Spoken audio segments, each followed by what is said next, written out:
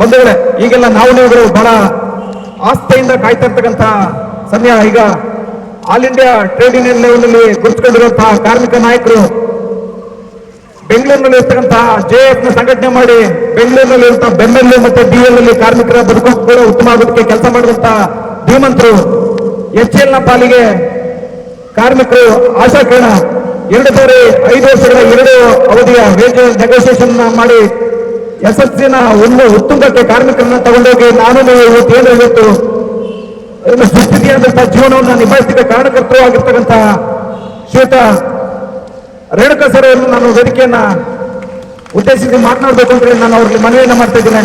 ಅವರು ನಮ್ಮ ಒಬ್ಬ ಗುಂಪಿನ ಪ್ರಧಾನ ಕಾರ್ಯದರ್ಶಿ ಸ್ಥಾನಕ್ಕೆ ಸ್ಪರ್ಧೆಯನ್ನ ಮಾಡ್ತಾ ಇದ್ದಾರೆ. ಅವರೀಗ ನಿಮ್ಮ ಮುಂದೆ.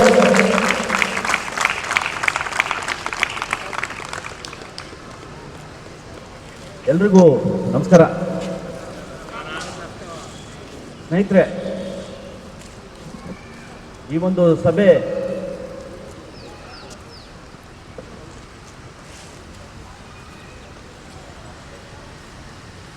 ನಿಜವಾಗ್ಲೂ ಹೃದಯ ತುಂಬರುತ್ತೆ. ಆದರೆ ಹೇಳಿದ್ರು ನಮ್ಮ ವಾಸವಣ್ಣ ಕುಮಾರ್ ಅವರು, ಇವತ್ತೇನಾದರೂ ಅಧ್ಯಕ್ಷರು ಮತ್ತೆ ನಮ್ಮ ವಿಜಯ್ ಕುಮಾರ್ ಇದ್ದಿದ್ರೆ ನಿಜವಾಗ್ಲೂ ಬಹಳ ಖುಷಿ ಪಟ್ಟಿರೋರು. ಒಂದು ವಿಚಾರ ನಾವು ನಿಮ್ಮಲ್ಲಿ ಹಂಚ್ಕೊಳ್ಬೇಕು ಸ್ನೇಹಿತರೆ. ಈ ಒಂದು ವಜ್ರಾಖಂಡ ಕಟ್ಟುವಂತ ಸಂದರ್ಭದಲ್ಲಿ ನಾನು ಹಿಸ್ಟ್ರಿ ಎಲ್ಲ ಹೇಳಲ್ಲ, ಸ್ವಲ್ಪ ಒಂದೇ ಒಂದು ವಿಚಾರ ಏನಂತಂದ್ರೆ, ನಮ್ಮ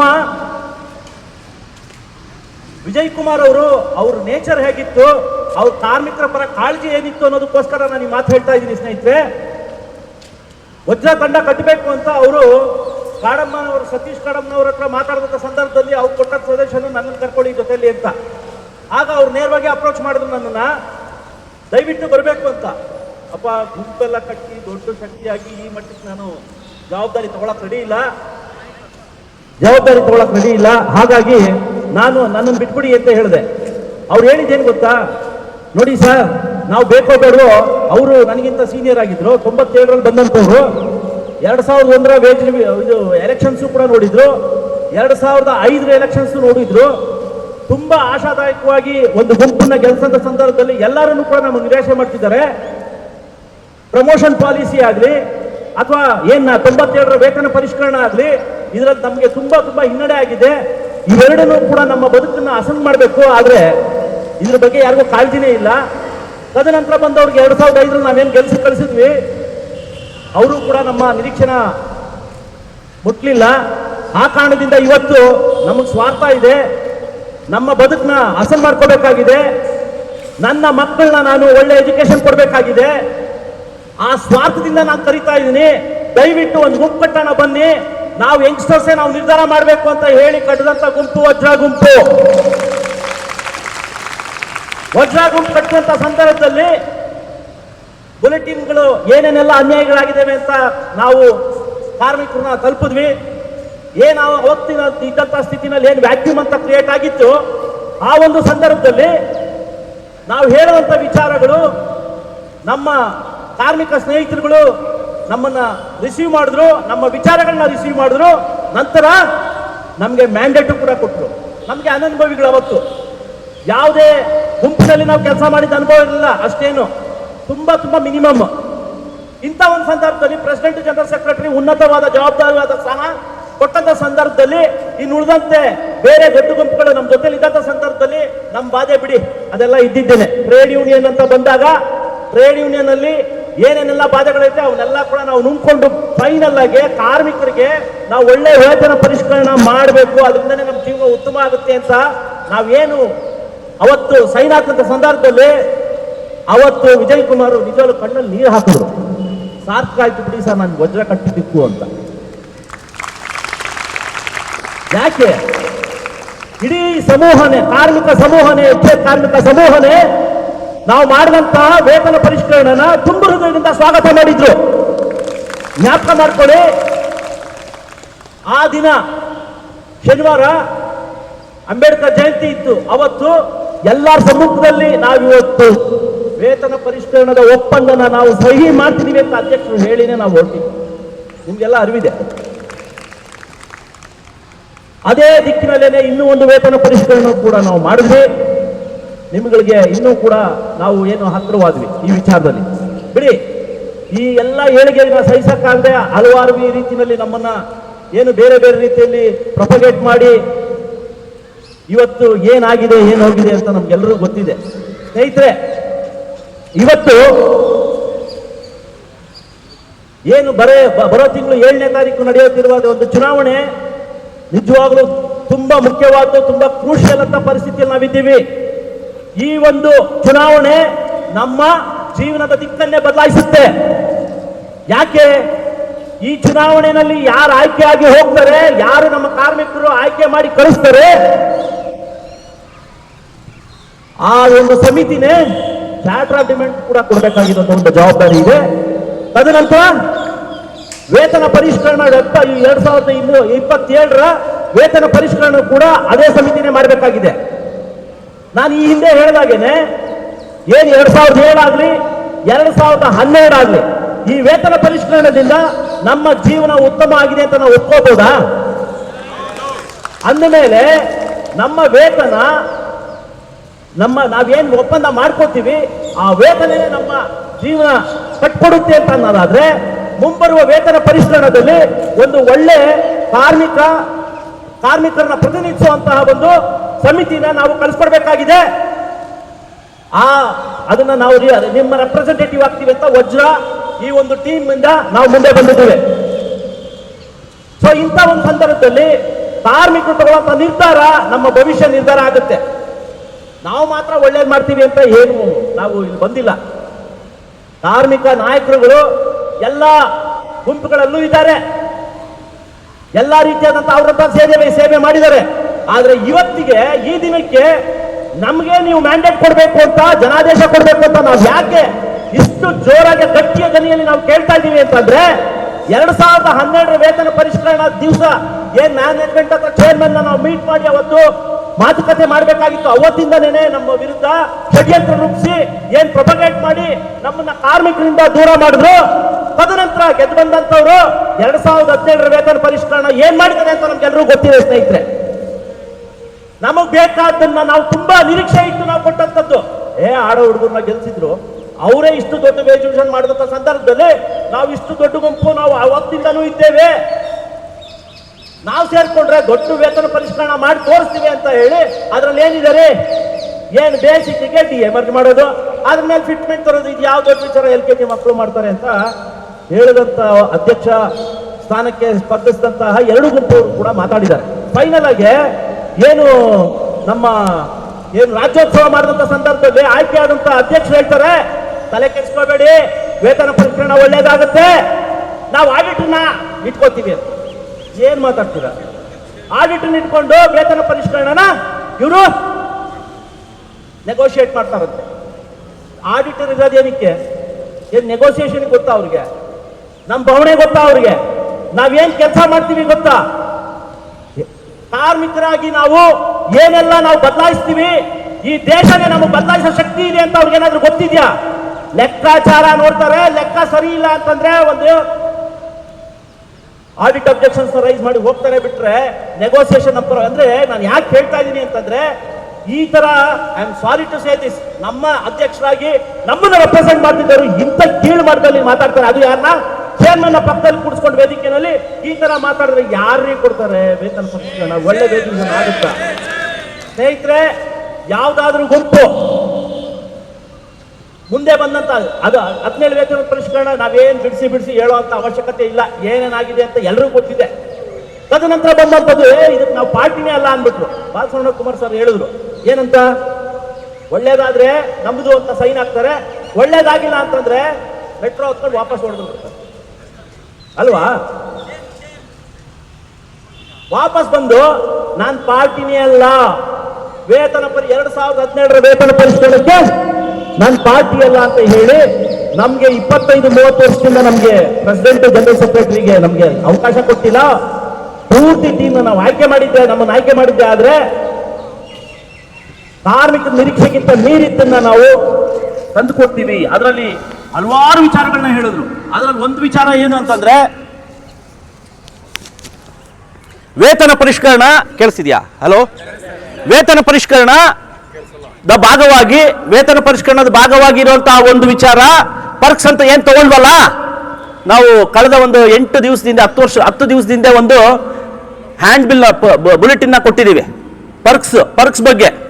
2012 ಹಾಗೇ ಮುಂದುವರೆದಿದ್ದಿದ್ರೆ ಯಾವ ಸ್ಥಿತಿಯಲ್ಲಿ ಇರ್ತಿದ್ವಿ ಇವತ್ತು ಅಂತ ನಿಮ್ಗೆಲ್ಲ ತಿಳಿದಿದೆ. ನಾವೊಂದು ಫಾರ್ಮುಲಾನು ಕೂಡ ಕೊಟ್ಟಿದ್ದೀವಿ. ಅದನ್ನು ನಾವೇನಾದ್ರೂ ಬಳಸಿದ್ದೇ ಆದರೆ, ನಮ್ಮ ಬೇಸಿಕ್ನ ಇವತ್ತು ಹಾಕಿದ್ದೆ ಆದರೆ ನಾವು ಯಾವ ಮಟ್ಟದಲ್ಲಿ ಇರ್ತಿದ್ವಿ ಅನ್ನೋ ತೋರಿಸ್ತಾ ಇದೆ. ಆ್ಯಂಡ್ ಇವತ್ತೇನು ನಮ್ಮ ಪೇ ಸ್ಲಿಪ್ಪಲ್ಲಿ ಪರ್ಕ್ಸ್ ಆಗಿ ನಾವು ತಗೊಳ್ತಿದ್ದೀವಿ ಅದನ್ನು ಕೂಡ ಗೊತ್ತಾಗುತ್ತೆ. ಯಾಕಪ್ಪ ಹೇಳ್ತಿದ್ದೀನಿ ಅಂದರೆ, ಇದನ್ನ ನಾವು ರಿವೈಸ್ ಮಾಡ್ತೀವಿ ಅಂತ ಹೇಳಿ ಬಂದರು. 35% ನಾವು ತಂದು ಕೊಡ್ತೀವಿ ಅಂತ ಹೇಳಿದ್ರು. ಇದು ಒಂದಾದ್ರೆ ಗೆಲ್ಲೋದಿಕ್ಕೆ ಇವರು ಹೂಡಿದ ತಂತ್ರಗಳು, ಹೇಳಿದ ಸುಳ್ಳುಗಳು ಯಾವ್ಯಾವು ಅಂತ ನಾನು ಹೇಳ್ತಾ ಇರೋದು. 2010 1/8/2010 ನಂತರ ಯಾರ್ಯಾರು ಜಾಯ್ನ್ ಆದ್ರು ಅಡಿಷನಲ್ ಇನ್ಕ್ರಿಮೆಂಟ್ ಸಿಕ್ಕಿಲ್ಲ. ಯಾವುದೇ ಒಂದು ವೇತನ ಪರಿಷ್ಕರಣ ಆದರೂ ಕೂಡ ಸೈನ್ಗೆ ಯಾರ್ಯಾರು ರೋಲ್ಸ್ ಅಲ್ಲಿ ಇರ್ತಾರೋ ಅವ್ರಿಗೆ ಎಫೆಕ್ಟ್ ಆಗುತ್ತೆ. ಮುಂದೆ ಅವ್ರಿಗೆ ಸ್ಕೇಲ್ಸ್ ಆಫ್ ಪೇ ಅಪ್ಲಿಕೇಬಲ್ ಆಗುತ್ತೆ. ಇದೇ ತಾನೇ ನಡೆದಿರೋದು. 97 ವೇತನ ಪರಿಷ್ಕರಣ ಆದಂತ ಸಂದರ್ಭದಲ್ಲಿ ಸರಿ ಇಲ್ಲ ಅಂತ ಹೇಳಿದಾಗ ಏನು ಇಂಟ್ರಿಮ್ ರಿಲೀಫ್ ಕೊಟ್ಟಂತ ಸಂದರ್ಭದಲ್ಲಿ ವೇಜ್ ಡಿವಿಷನ್ ಆದ್ಮೇಲೆ ಅರಿಯರ್ಸ್ ವಾಪಸ್ ಕೊಡಬೇಕಾಗಿದ್ದು ಬಂತು. ಯಾಕಂದ್ರೆ ಇಂಟ್ರಿಮ್ ರಿಲೀಫೇ ಜಾಸ್ತಿ ಕೊಟ್ಟಿದ್ರು ಇವ್ರು ಮಾಡಿದ ವೇತನ ಪರಿಷ್ಕರಣೆಗಿಂತ.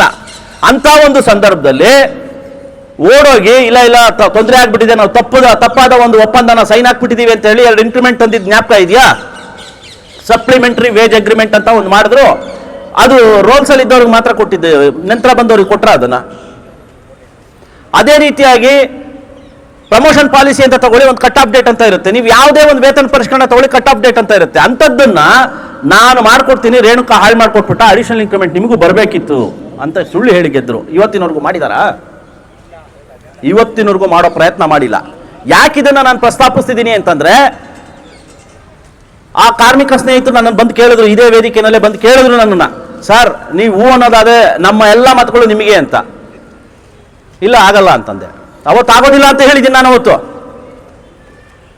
ಆಗೋದಿಲ್ಲ ಅಂತಂದ ಸಂದರ್ಭದಲ್ಲಿ ಅವ್ರು ಹೇಳಿದ್ದೆ ಮಾತೇನಂದ್ರೆ, ಸರ್ ಅವರು ಒಪ್ಪಿದ್ದಾರೆ ಮಾಡ್ಕೊಡ್ತಾರೆ ಅಂತ. ಅವ್ರು ಹೇಗೆ ಹೇಳ್ತಾರೆ? ಅವ್ರು ಯಾವುದು ವೇಜ್ ಅಂಡ್ ರಿವಿಷನ್ನ ಸೈನ್ ಹಾಕಿದವ್ರಲ್ಲ. ಅವರು ಸಿಕ್ಕಂತ ಒಂದು ಅವಕಾಶನೂ ಕೂಡ ಸೈನ್ ಹಾಕದೆ ವಾಪಸ್ ಬಂದಿರೋರು. ನಾನು 6 ವೇಜ್ ರಿವಿಷನ್ನ ನಾನು ಸೈನ್ ಹಾಕಿರೋನು. ನಾನು ಬಾಯಿ ಬಂದಂಗೆಲ್ಲ ಸುಳ್ಳು ಹೇಳೋಕ್ಕಾಗೋದಿಲ್ಲ. ನಾನು ಏನಾದರೂ ನಿಮ್ಮ ಮುಂದೆ ನಾನು ಮಾತು ಕೊಟ್ಟಿದ್ದೆ ಆದರೆ ಅಟ್ಲೀಸ್ಟ್ ನಾನು ಪ್ರಯತ್ನ ಆದರೂ ಮಾಡಿ ಫೈಲ್ ಆಗಬೇಕು. ಇದು ಪ್ರಯತ್ನ ಮಾಡುವಂಥದ್ದು ಅಲ್ಲ, ಸಾಧ್ಯ ಇಲ್ಲ ಅಂತ ಹೇಳಿದ್ದು ನಿಜ. ಆದರೆ ಹಾಗಾದ್ರೆ ಅವ್ರು ಇದು ಭರವಸೆ ಕೊಟ್ಟಿದ್ದಾರೆ ಅಂದರೆ ದಯವಿಟ್ಟು ಅವ್ರಿಗೆ ವೋಟ್ ಮಾಡಿ ಅಂತಲೇ ಹೇಳಿದೆ. ಅವತ್ತು ನೇರವಾಗಿ ಹೇಳಿದ್ದೀನಿ. ಇಲ್ಲಿವರೆಗೂ ಕೂಡ ಹಲವಾರು ಬಾರಿ 6 ಬಾರಿ 7 ಬಾರಿ ಹೋಗಿದ್ದಾರೆ. ಇವತ್ತು ಹೇಳ್ತಾರೆ ನಾನು ಬೇರೆಯವ್ರ ಥರ ಎಲ್ಲನೂ ಕೂಡ ಆಗಲ್ಲ ಅಂತ ಹೇಳಲ್ಲ ರೀ. ನಾವಿರೋದೇ ಭರವಸೆ ಮೂಡ್ಸೋಕ್ಕೆ. ಭರವಸೆ ಮೂಡಿಸ್ತಾ ಇಲ್ಲ, ನೀವು ಸುಳ್ಳು ಹೇಳ್ತಾ ಇದ್ದೀರಾ. ಕಾರ್ಮಿಕರಿಗೆ ಮೋಸ ಮಾಡ್ತಿದ್ದೀರಾ. ನಾನು ಈಗಲೂ ಹೇಳ್ತಾ ಇದ್ದೀನಿ ಕೇಳಿ. 1/8/2010 ಮತ್ತೆ 1/1/2012 ಯಾರು ಕಾರ್ಮಿಕ ಸ್ನೇಹಿತರು ಬಂದು ಸೇರಿದ್ರು ಅವ್ರು ಈಗಲೂ ಕೂಡ ಹೇಳ್ತಾ ಇದ್ದಾರೆ, ದಯವಿಟ್ಟು ಏನಾದರೂ ಮಾಡಿಕೊಡಿ, ನಿಮ್ಮ ಮೇಲೆ ನಾವು ಭರವಸೆ ಇದೆ, ನೀವು ಹೂ ಅಂದರೆ ಏನಾದರೂ ಒಂದು ಆಗುತ್ತೆ ಅಂತ. ನಾನು ಹೇಳ್ತಾ ಇದ್ದೀನಿ, ವೇತನ ಪರಿಷ್ಕರಣದ ರೂಪದಲ್ಲಿ ನನಗೆ ಗೊತ್ತಿಲ್ಲ ಸಾಧ್ಯ ಆಗುತ್ತೆ ಇಲ್ಲೋ ಅಂತ. ನಾವು ಏನೋ ಒಂದು ಪ್ರಯತ್ನ ಮಾಡ್ತೀವಿ. ಇವತ್ತು ಕೂಡ ನಾನು ಯೋಚನೆ ಮಾಡೋಕ್ಕಾಗಿಲ್ಲ ಏನು ಮಾಡಬೇಕು ಅಂತ. ಯಾವುದೋ ಒಂದು ರೂಪದಲ್ಲಿ ಇವತ್ತು ನಾನು ಅವ್ರಿಗೆ ಹೇಳೋದೇನೆಂದರೆ, ಯಾವುದೋ ಒಂದು ರೂಪದಲ್ಲಿ ತಂದುಕೊಡೋ ಪ್ರಯತ್ನ ಮಾಡ್ತೀವಿ. ಸ್ನೇಹಿತರೆ, ಇನ್ನು ವೇತನ ಪರಿಷ್ಕರಣ ಇತ್ತೀಚೆಗೆ ಹಾಲಿ ಇರುವಂತಹ ಜನರಲ್ ಸೆಕ್ರೆಟರಿ ಹೇಳಿರುವಂಥ ಮಾತು ಯಾಕೆ ಹೇಳ್ತಾ ಇದ್ದೀನಿ ಅಂದರೆ, ಅವರು ಕೂಡ ಕಾರ್ಮಿಕರ ಸೇವೆ ಮಾಡಿದ್ದಾರೆ ಅಂತಲೇ ಇಟ್ಕೊಳ್ಳೋಣ. ಆದರೆ ಎಷ್ಟು ಹಗುರವಾಗಿ ಎಷ್ಟು ಕೆಳಮಟ್ಟದಲ್ಲಿ ಮಾತಾಡ್ತಾರೆ ಅಂತಂದರೆ, ಏನ್ರಿ ವೇಜ್ ಡಿವಿಷನ್ ಅಂದರೆ ಇವತ್ತು ಅದನ್ನೇ ಹೇಳ್ತಾವ್ರೆ. ವೇಜ್ ಡಿವಿಷನ್ ಅಂದರೆ ಏನಿಲ್ಲ ರೀ, ಗೈಡ್ಲೈನ್ ಬರುತ್ತೆ ಅಧಿಕಾರಿಗಳಿಗೆ. ಆ ಗೈಡ್ಲೈನ್ ಆಧಾರದ ಮೇಲೆ ಅವ್ರಿಗೆ ಜಾರಿ ಮಾಡ್ತಾರೆ. ನಾವು ಹೆಚ್ಚು ಕಡಿಮೆ ಮೋರ್ ಆರ್ ಲೆಸ್ ನಾವು ಕೂಡ ತಗೊಂಡ್ಬಿಡ್ತೀವಿ. ಅದ್ರ ಇಟ್ಸ್ ಜಸ್ಟ್ ಮ್ಯಾಥಮ್ಯಾಟಿಕ್ಸ್ ಅಂತೆ. ಇಟ್ ಇಸ್ ಜಸ್ಟ್ ಮ್ಯಾಥಮೆಟಿಕ್ಸ್ ಅಂತ ಕಾರ್ಮಿಕರ ಮಧ್ಯದಲ್ಲಿ ಅದು ಏನು ಹೆಸಿಟೇಷನ್ ಇಲ್ಲದೆ ಹೇಳ್ತಾವ್ರೆ ನನಗೆ ಅರ್ಥ ಆಗ್ತಿಲ್ಲ. ಯಾಕೆ ಹೇಳ್ತಾ ಇದ್ದೀನಿ ಅಂದರೆ, ಯಾಕೆ ಇವ್ರಿಗೆ ಹೆಸಿಟೇಷನ್ನೇ ಇಲ್ಲ, ಬಾಯಿ ಬಂದಂಗೆ ನಿರರ್ಗಳವಾಗಿ ಸುಳ್ಳು ಹೇಳ್ಕೊಂಡು ಹೋಗ್ತಿದ್ದಾರೆ. ಯಾಕೆ ಇದನ್ನು ಹೇಳ್ತಿದ್ದೀನಿ ಅಂತಂದರೆ, ಈಗಾಗಲೇ ನಮ್ಮ ಯಾರು ಸಿ.ಟಿ. ನರಸಿಂಹಮೂರ್ತಿ ಅವರು ನಿಮ್ಮ ಮುಂದೆ ಒಂದು ವಿಚಾರ ಹೇಳಿದ್ರು. ನಾವು 3 ವರ್ಷದ ವೇತನ ನಾವು ಯಾರಿಗೆ ಕಾಂಟ್ರಾಕ್ಟ್ ವರ್ಕರ್ಸ್ಗೆ, ಗುತ್ತಿಗೆ ಕಾರ್ಮಿಕರಿಗೆ 2 ಸಾರಿ ಮಾಡಿಕೊಟ್ವಿ 3 ವರ್ಷದ ವೇತನ ಪೀರಿಯಾಡಿಸಿಟಿನ. ಎರಡರಲ್ಲೂ ಕೂಡ ಒಂದಲ್ಲಿ 71, ಇನ್ನೊಂದು 72, ಏನೋ 143 ರೂಪಾಯಿ ನಾವು ಅವ್ರಿಗೆ ಕೊಡಿಸಿದ್ದೀವಿ. ಅದಲ್ಲದೆ ಅವರಿಗೆ ಯಾರೋ ಒಬ್ಬ ಕಾರ್ಮಿಕರು ನಮ್ಮ ಡಿವಿಷನಲ್ಲೇ ತೀರೋದಂಥ ಸಂದರ್ಭದಲ್ಲಿ ಅವರು ಹೆಣನೇ ತೊಗೊಂಡು ಹೋಗೋದಿಲ್ಲ ಅಂತ ಹೇಳಿ ಗಲಾಟೆ ಮಾಡ್ತಾ ಇದ್ರು. ಇಲ್ಲಿ ನಮ್ಮ ಮೆಡಿಕಲ್ನಲ್ಲಿ ಅವರು ಯಾರಿಗೆ HR ಗೆ ನಿಭಾಯಿಸೋಕ್ಕಾಗಲಿಲ್ಲ. ಆಗ ನನ್ನನ್ನು ರಿಕ್ವೆಸ್ಟ್ ಮಾಡಿಕೊಂಡ್ರು, ದಯವಿಟ್ಟು ನೀವು ಅಡ್ರೆಸ್ ಮಾಡಿ, ಇಲ್ಲಾಂದ್ರೆ ಅವ್ರು ಇಲ್ಲಿಂದ ಹೋಗಲ್ಲ, ಗೇಟ್ ಹಾಕ್ಬಿಟ್ಟಿದ್ದಾರೆ. ನಾನು ಹೋಗಿ ಅಡ್ರೆಸ್ ಮಾಡಿದೆ, ನೋಡಪ್ಪ ಇದು ಈ ಥರದ್ದೆಲ್ಲನೂ ಕೂಡ ನಾವು ಕಾನೂನು ಬಾಹಿರವಾಗಿ ಏನು ಮಾಡೋಕ್ಕಾಗೋದಿಲ್ಲ. ಹೌದು, ನಾನು ಹೇಳ್ತೀನಿ, ಮ್ಯಾನೇಜ್ಮೆಂಟಿಗೆ ಬದ್ಧತೆ ಅನ್ನೋದು ಇರಬೇಕು, ಕಾರ್ಮಿಕರನ್ನ ಯೋಗಕ್ಷೇಮ ನೋಡ್ಕೊಳ್ಳೋವಂಥದ್ದು ಇರಬೇಕು, ವೆಲ್ಫೇರ್ ಕೊಡಬೇಕು. ಆದರೆ ಇವತ್ತು ಅವ್ರಿಗೇನೂ ಇಲ್ಲ. ಎಲ್ಲರೂ ಸೇರಿ ಕಲೆಕ್ಟ್ ಮಾಡಿ ಒಂದಷ್ಟು ದುಡ್ಡು ಕೊಡೋಣ ಅವ್ರ ಸಂಸಾರಕ್ಕೆ. ಆದರೆ ಇವತ್ತು ನಾನು ಮಾತು ಕೊಡ್ತಾ ಇದ್ದೀನಿ, ನಿಮ್ಮ ಪರವಾಗಿ ನಾವು ಪಡ್ಕೊಂಡಿಲ್ಲ ಇನ್ನೂ ಕೂಡ, ಆದರೆ ನಿಮಗೆ ಡೆತ್ ರಿಲೀಫ್ ಫಂಡ್ ಕೊಡಿಸ್ತೀನಿ ಅಂತ ಹೇಳಿದ್ದೆ ಅವತ್ತು. ಅದನ್ನು ಜಾರಿ ಮಾಡಿಸಿದ್ದೀನಿ. 4 ಲಕ್ಷ ರೂಪಾಯಿ ಅವ್ರಿಗೂ ಕೂಡ ಡಿಮ್ಯಾಂಡ್ ಇಟ್ಟು ಫೈನಲ್ ಆಗಿ 2 ಲಕ್ಷ ಅಂತ ಆಯಿತು. ಈಗ ಅದು 1 ಲಕ್ಷ ಜಾಸ್ತಿ ಮಾಡಿದ್ದಾರೆ, 3 ಲಕ್ಷ ಆಗಿದೆ ಇವತ್ತು. ಇಂಥ ಇದಲ್ಲದೆ ನಾವು GPI ನಾವು ಏನು ಜಾರಿ ಮಾಡ್ಕೊಂಡಿದ್ದೀವಿ, GPIನ ನಾವು ಪ್ರೀಮಿಯಂನ ಕಟ್ಟಿ ನಾವು ಪಡ್ಕೊಳ್ತಾ ಇದ್ದೀವಿ. BL ಅಲ್ಲಿ ಇತ್ತು, ಅದನ್ನು ನಾವು ಕೂಡ ಅದು ಸ್ಕೀಮ್ನ ತರಿಸಿ ನಾವು ಕೂಡ ಜಾರಿ ಮಾಡಿಸ್ಕೊಂಡ್ವಿ. ಭಾಳಷ್ಟು ಜನಕ್ಕೆ ಕಷ್ಟದ ಟೈಮಲ್ಲಿ ಅದು ಉಪಯೋಗ ಆಗುತ್ತೆ. ಅದೇನು ಬೆನಿಫಿಟ್ ಅಂತ ನಾನು ಕರೆಯಲ್ಲ. ಬಟ್ ಯಾರು ಕಾರ್ಮಿಕರು ಬವಣೆಯಲ್ಲಿರ್ತಾರೆ, ಮೊದಲೇ ನೋವಲ್ಲಿರ್ತಾರೆ, ಅವ್ರಿಗೆ ಆರ್ಥಿಕವಾಗಿ ಕೂಡ ಪೆಟ್ಟು ಬೀಳಬಾರ್ದು ಅನ್ನೋದಕ್ಕೋಸ್ಕರ GPI ನಾವು ತಂದಿದ್ದು. ಅದಕ್ಕೆ ಸುಮಾರು ಕನ್ವಿನ್ಸ್ ಮಾಡಿದ್ವಿ. ಅದನ್ನು ಕಾಂಟ್ರಾಕ್ಟ್ ವರ್ಕರ್ಸಿಗೆ ಕೂಡ ಎಕ್ಸ್ಟೆಂಡ್ ಮಾಡಬೇಕು, ಅದು ಪ್ರೀಮಿಯಮ್ ಮ್ಯಾನೇಜ್ಮೆಂಟೇ ಭರಿಸಬೇಕು ಅಂತ ನಾವು ಒಪ್ಪಂದ ಮಾಡಿದ್ವಿ. ದುರಾದೃಷ್ಟವಶಾತ್ ನಾವು ಸೋತೋದ್ಮೇಲೆ ಅದು ಜಾರಿ ಮಾಡಕ್ಕೆ ಬಿಡಲಿಲ್ಲ, ಜಾರಿ ಆಗಲಿಲ್ಲ. ಇವರು ಕೂಡ ಏನು ಮಾಡಬೇಕು ಅಂತ ಗೊತ್ತಿಲ್ಲದೆ ಇವರು ಹೋಗಿ ಮಾತಾಡಲಿಲ್ಲ, ಅವ್ರದ್ದು ಅಜೆಂಡಾ ಅಂತೂ ತಗೊಳ್ಳೇ ಇಲ್ಲ. ಯಾಕೆ ಇದನ್ನು ಪದೇ ಪದೇ ಹೇಳ್ತಾ ಇದ್ದೀನಿ ಅಂದರೆ, ಇತ್ತೀಚೆಗೆ ಅವ್ರ ಪರವಾಗಿ ಒಂದು ವೇತನ ಪರಿಷ್ಕರಣೆ ಮಾಡಿದ್ರು. 40 ರೂಪಾಯಿ 10 ವರ್ಷಕ್ಕೆ ಅಂತ ಮಾಡಿದ್ರು. ದಿವಸಕ್ಕೆ 40 ರೂಪಾಯಿ ಹೆಚ್ಚು, 10 ವರ್ಷಕ್ಕೆ. ಅದರಲ್ಲೂ ಅರಿಯರ್ಸ್ ಈಗಾಗಲೇ ಹೇಳ್ದಂಗೆ 19 ರೂಪಾಯಿ ದಿವಸಕ್ಕೆ. ಎಷ್ಟು? 40 ರೂಪಾಯಿ ನೆಗೋಷಿಯೇಟ್ ಮಾಡಿ ದಿವಸಕ್ಕೆ ಅರಿಯರ್ಸ್ ಎಷ್ಟು ಕೊಡ್ತಾರೆ ಅಂದರೆ 19 ರೂಪಾಯಿ ಅಂತೆ. ಇವ್ರು ನೆಗೋಷಿಯೇಟ್ ಮಾಡಿರೋದು 67 ದಿವಸ ಅರಿಯರ್ಸ್ ಕೊಡಬೇಕು ಅಂದರೆ 67 ದಿವಸಕ್ಕೆ ಪೂರ್ತಿ ಅರಿಯರ್ಸ್ ಅಲ್ಲ, 40 ದಿವಸದ ಅರಿಯರ್ಸು. ನಾನು ಇದು ಇಟ್ಸ್ ಎ ಸಿಂಪಲ್ ಮ್ಯಾಥಮೆಟಿಕ್ಸು ಅಲ್ವಾ? ಇವ್ರು ಏನು ಮಾಡಿದ್ದಾರೆ ಅಂತ ನಮಗೂ ಅರ್ಥ ಮಾಡ್ಕೊಳ್ಳೋದಿಕ್ಕೆ it is just a simple mathematics. ಇವ್ರಿಗೆ ಕಾರ್ಮಿಕರು ಯಾವ ನೋವಲ್ಲಿದ್ದಾರೆ ಅನ್ನೋದು ಇವ್ರಿಗೆ ಅರಿವಿಲ್ಲ. ಇಂಥ ಒಂದು ಅವಕಾಶ ಸಿಕ್ಕಿದಾಗ ಇವರು ವೇತನ ಪರಿಷ್ಕರಣೆ ಮಾಡಿದೆ ಅಂತವ್ರು ನಮ್ಮ ವೇತನ ಪರಿಷ್ಕರಣೆ it is just A mathematics, it is very simple ಅಂತ ಹೇಳ್ತಾರೆ. ಅಂದ್ರೆ ಇವರು ಎಷ್ಟು ಹಗುರವಾಗಿ ತಗೊಂಡಿದ್ದಾರೆ, ಎಷ್ಟು ಹಗುರವಾಗಿ ರಾಜಕೀಯ ಮಾಡ್ತಿದ್ದಾರೆ, ಎಷ್ಟು ಹಗುರವಾಗಿ ಕಾರ್ಮಿಕರನ್ನ ಮನಗಂಡಿದ್ದಾರೆ ಅಂತ ನಾವು ಅರ್ಥ ಮಾಡ್ಕೊಳ್ಬೇಕಾಗಿದೆ ಸ್ನೇಹಿತರೆ. ವೇತನ ಪರಿಷ್ಕರಣೆ ಅಂದ್ರೆ ಅಷ್ಟು ಸಾಧಾರಣ ಅಲ್ಲ. ನಾನು ಹೇಳ್ತಾ ಇದ್ದೀನಿ ಕೇಳಿ, 2007ರ ವೇತನ ಪರಿಷ್ಕರಣೆ ಆದಂತ ಸಂದರ್ಭದಲ್ಲಿ ನಾವು ಏನು 10 ವರ್ಷಕ್ಕೆ ಹೋದಾಗ ನಾವೆಲ್ಲರೂ ಕೂಡ ತುಂಬಾ ತೊಂದರೆ ಇರುವಂತ ಸಂದರ್ಭದಲ್ಲಿ 5 ವರ್ಷ ಬೇಕೇ ಬೇಕು ಅಂತ CPST ಆದಿಯಾಗಿ JF ನಲ್ಲಿ ಕೂಡ ತೀರ್ಮಾನ ಆದಂತ ಸಂದರ್ಭದಲ್ಲಿ ನಮ್ಮ ಮೇಲೆ ಒತ್ತಡ 10 ವರ್ಷಕ್ಕೆ ಹೋಗ್ಬೇಕು ಅನ್ನೋದಿತ್ತು, ಯಾರು ಮ್ಯಾನೇಜ್ಮೆಂಟ್ ಕಡೆಯಿಂದ. ಅದೆಲ್ಲ ನಮ್ಮ ಜೊತೆಯಲ್ಲಿದ್ದಂಥ ಆಫೀಸ್ ಬೇರಸ್ಗೆ ಅದು ಫೀಲು ಕೂಡ ಆಗಿಲ್ಲ, ಬರೀ ಗಲಾಟೆ ಮಾಡೋದು ಅಷ್ಟೇ ಅವ್ರಿಗೆ ಗೊತ್ತಿದ್ದು. ಅಂತ ಒಂದು ಸಂದರ್ಭದಲ್ಲೂ ಕೂಡ ನಾವು ಛಲ ಬಿಡದೆ 5 ವರ್ಷ ಮಾಡಿದ್ದು ಅಷ್ಟು ಸುಲಭ ಅಲ್ಲ. ಅದ್ರ ಜೊತೆನಲ್ಲಿ 3% ಏನು ಬಿಟ್ಕೊಟ್ಟಿದ್ವಲ್ಲ ನಾವು 97ರ ವೇತನ ಪರಿಷ್ಕರಣೆ ಪರ್ಸೆಂಟೇಜ್ ರೇಟ್ ಆಫ್ ಇನ್ಕ್ರಿಮೆಂಟ್ನ ಅದನ್ನು ಮರಳಿ ಪಡೆದಿದ್ದೇವೆ. ಅದ್ರ ಜೊತೆನಲ್ಲಿ ಅಧಿಕಾರಿಗಳಿಗೆ ಅಡಿಷನಲ್ ಇನ್ಕ್ರಿಮೆಂಟ್ಸ್ ಏನು ವಿಡ್ರಾ ಮಾಡಿದ್ರು ಅದನ್ನ ನಾವು ಸಂರಕ್ಷಣೆ ಮಾಡ್ಕೊಂಡಿದ್ದೇವೆ, ಸ್ಪೆಷಲ್ ಪೇ ಅಂತ ಹೇಳಿ. ಅದಕ್ಕೆ ಕಾನ್ಸಿಕ್ವೆನ್ಷಿಯಲ್ ಬೆನಿಫಿಟ್ಸ್ ತಗೊಂಡಿದ್ದೀವಿ. ಸಿಂಪಲ್ ಇವೆಲ್ಲನೂ. ಅಧಿಕಾರಿಗಳಿಗೆ ಗೈಡ್ಲೈನ್ ಬರುತ್ತೆ ಯಾವ್ದಾದಂತ, ಅಂದ್ರೆ ಅಧಿಕಾರಿಗಳಿಗೆ ಅಂತಂದ್ರೆ ಜನರಲ್ ಆಗಿ ಏನಂತ ಕೊಟ್ಟಿದ್ರು ಗೈಡ್ಲೈನ್ಸ್, ಯಾರ್ಯಾರಿಗೆ ಯಾವ್ಯಾವ ಕಂಪ್ನಿನಲ್ಲಿ ಈ ತರ ಅಡಿಷನಲ್ ಇನ್ಕ್ರಿಮೆಂಟ್ಸ್ ಕೊಟ್ಟಿದ್ರು ಅದನ್ನ ವಿಡ್ರಾ ಮಾಡಬೇಕು, it should not be affected to fixation, wage fixation ಅಂತ ಕ್ಲಿಯರ್ ಆಗಿ ಕೊಟ್ಟಿದ್ರು. ನಾವು ಉಳಿಸ್ಕೊಂಡ್ವಿ, ನಮ್ಮನ್ನು ನೋಡಿ BL ಅವ್ರು ಕಾಪಿ ಮಾಡ್ಕೊಂಡ್ರು, ಅವರು ಕೂಡ ಸ್ಪೆಷಲ್ ಪೇ ಆಗಿ ಉಳಿಸ್ಕೊಂಡ್ರು. ಆದ್ರೆ ಏನ್ ನಾವೆಲ್ಲ JF ಅಲ್ಲಿ ತೀರ್ಮಾನ ಮಾಡಿದ್ವಿ 10 ವರ್ಷ 5 ವರ್ಷಕ್ಕೆ ಹೋಗ್ಬೇಕು 10 ವರ್ಷದಿಂದ ಅಂತ ಹೇಳಿ, ಅವರು ಪಾಪ 17 ಮೀಟಿಂಗು ಕೂಡ 17 ಮೀಟಿಂಗ್ ಸತತವಾಗಿ 5 ವರ್ಷಕ್ಕೆ ನೆಗೋಷಿಯೇಟ್ ಮಾಡಿ ಫೈನಲ್ ಆಗಿ 18 ಮೀಟಿಂಗ್ ಇಂದ 10 ವರ್ಷಕ್ಕೆ ಕೊಟ್ಟೋದ್ರು. ಬಿಡಿ, ಅಲ್ಲಿಂದ ಯೂನಿಟಿ ಕೂಡ ಒಡೆದೋಯ್ತು, ಬೇರೆ ಯಾರೋ ಅದಕ್ಕೆ ಏನು ಹುಳಿ ಹಿಂಡಿದ್ರು, ಹಾಳಾಯ್ತು. ಬಟ್ ನಾವು ಛಲ ಬಿಡದೆ 5 ವರ್ಷಕ್ಕೆ ಮಾಡ್ಕೊಂಡ್ವಿ. ಆದ್ರೆ ಮಾಡಿದಂಥ ಸಂದರ್ಭದಲ್ಲಿ ಸ್ಪೆಷಲ್ ಪೇನ ಏನ್ ಮಾಡಬೇಕು ಹೇಗೆ ಮಾಡಬೇಕು ಅಂತ ಸಂದರ್ಭದಲ್ಲಿ ನಾವು ಮಾಡ್ಕೊಂಡಿದ್ದು ಸ್ಪೆಷಲ್ ಪೇನ 2012ರಲ್ಲಿ ಮರ್ಜ್ ಮಾಡಬೇಕು ಅಂತ. ಯಾವಾಗ? Before fixation. ಇದಕ್ಕೆ ಯಾವುದು ಸ್ಪೆಷಲ್ ಪೇನ ಪೂರ್ತಿಯಾಗಿ ಬೇಸಿಕ್ಗೆ ಮರ್ಜ್ ಮಾಡಿ DA ಮರ್ಜ್ ಮಾಡಿ ಆಮೇಲೆ ಫಿಕ್ಸೇಷನ್ ಫಿಟ್ಮೆಂಟ್ ಅಪ್ಲೈ ಮಾಡಬೇಕು ಅನ್ನೋದು. BL ಅಲ್ಲಿ ಏನಾಗಿದೆ ಗೊತ್ತಾ, ನಾವು ಯಾರನ್ನೂ ಕೂಡ ಕಡೆಗಣಿಸ್ತಿಲ್ಲ, ಆದರೆ BL ಆಗಿರೋವಂಥದ್ದನ್ನ ನಾನು ಹೇಳ್ತಾ ಇದ್ದೀನಿ. ಇದರಿಂದ ಒಂದು ಇಶ್ಯೂ ಇದೆ, ಅದಕ್ಕೋಸ್ಕರ BL ನಲ್ಲಿ 10 ವರ್ಷದ ವೇತನ ಪರಿಷ್ಕರಣೆ ಮಾಡಿ ಇದನ್ನ ಮರ್ಜ್ ಮಾಡಿದ್ದು 10 ವರ್ಷ ಆದ್ಮೇಲೆ ಮಾಡಬೇಕು ಅಂತ. ಯಾವಾಗ ವೇತನ ಎಲ್ಲ ನಿಗದಿ ಆದ್ಮೇಲೆ, ಫಿಕ್ಸೇಷನ್ ಆದ್ಮೇಲೆ ಆಮೇಲೆ ಮರ್ಜ್ ಮಾಡಬೇಕು ಅನ್ನೋದಾಯ್ತು. ಅಂದ್ರೆ ಏನು ಸ್ಪೆಷಲ್ ಪೇ ಅಂತ ಪಡ್ಕೊಂಡ್ವಿ, ಅದು 10 ವರ್ಷದ ಮೇಲೆ ಅವ್ರಿಗೆ ಫಿಕ್ಸೇಷನ್ಗೆ ಜೋಡಿಸಿದ್ರು, ಆದ್ರೆ ಫಿಕ್ಸೇಷನ್ ಇದನ್ನ ಸಿಕ್ಲಿಲ್ಲ, ಬೆನಿಫಿಟ್ ಅವ್ರಿಗೆ ಸಿಕ್ಕಿಲ್ಲ.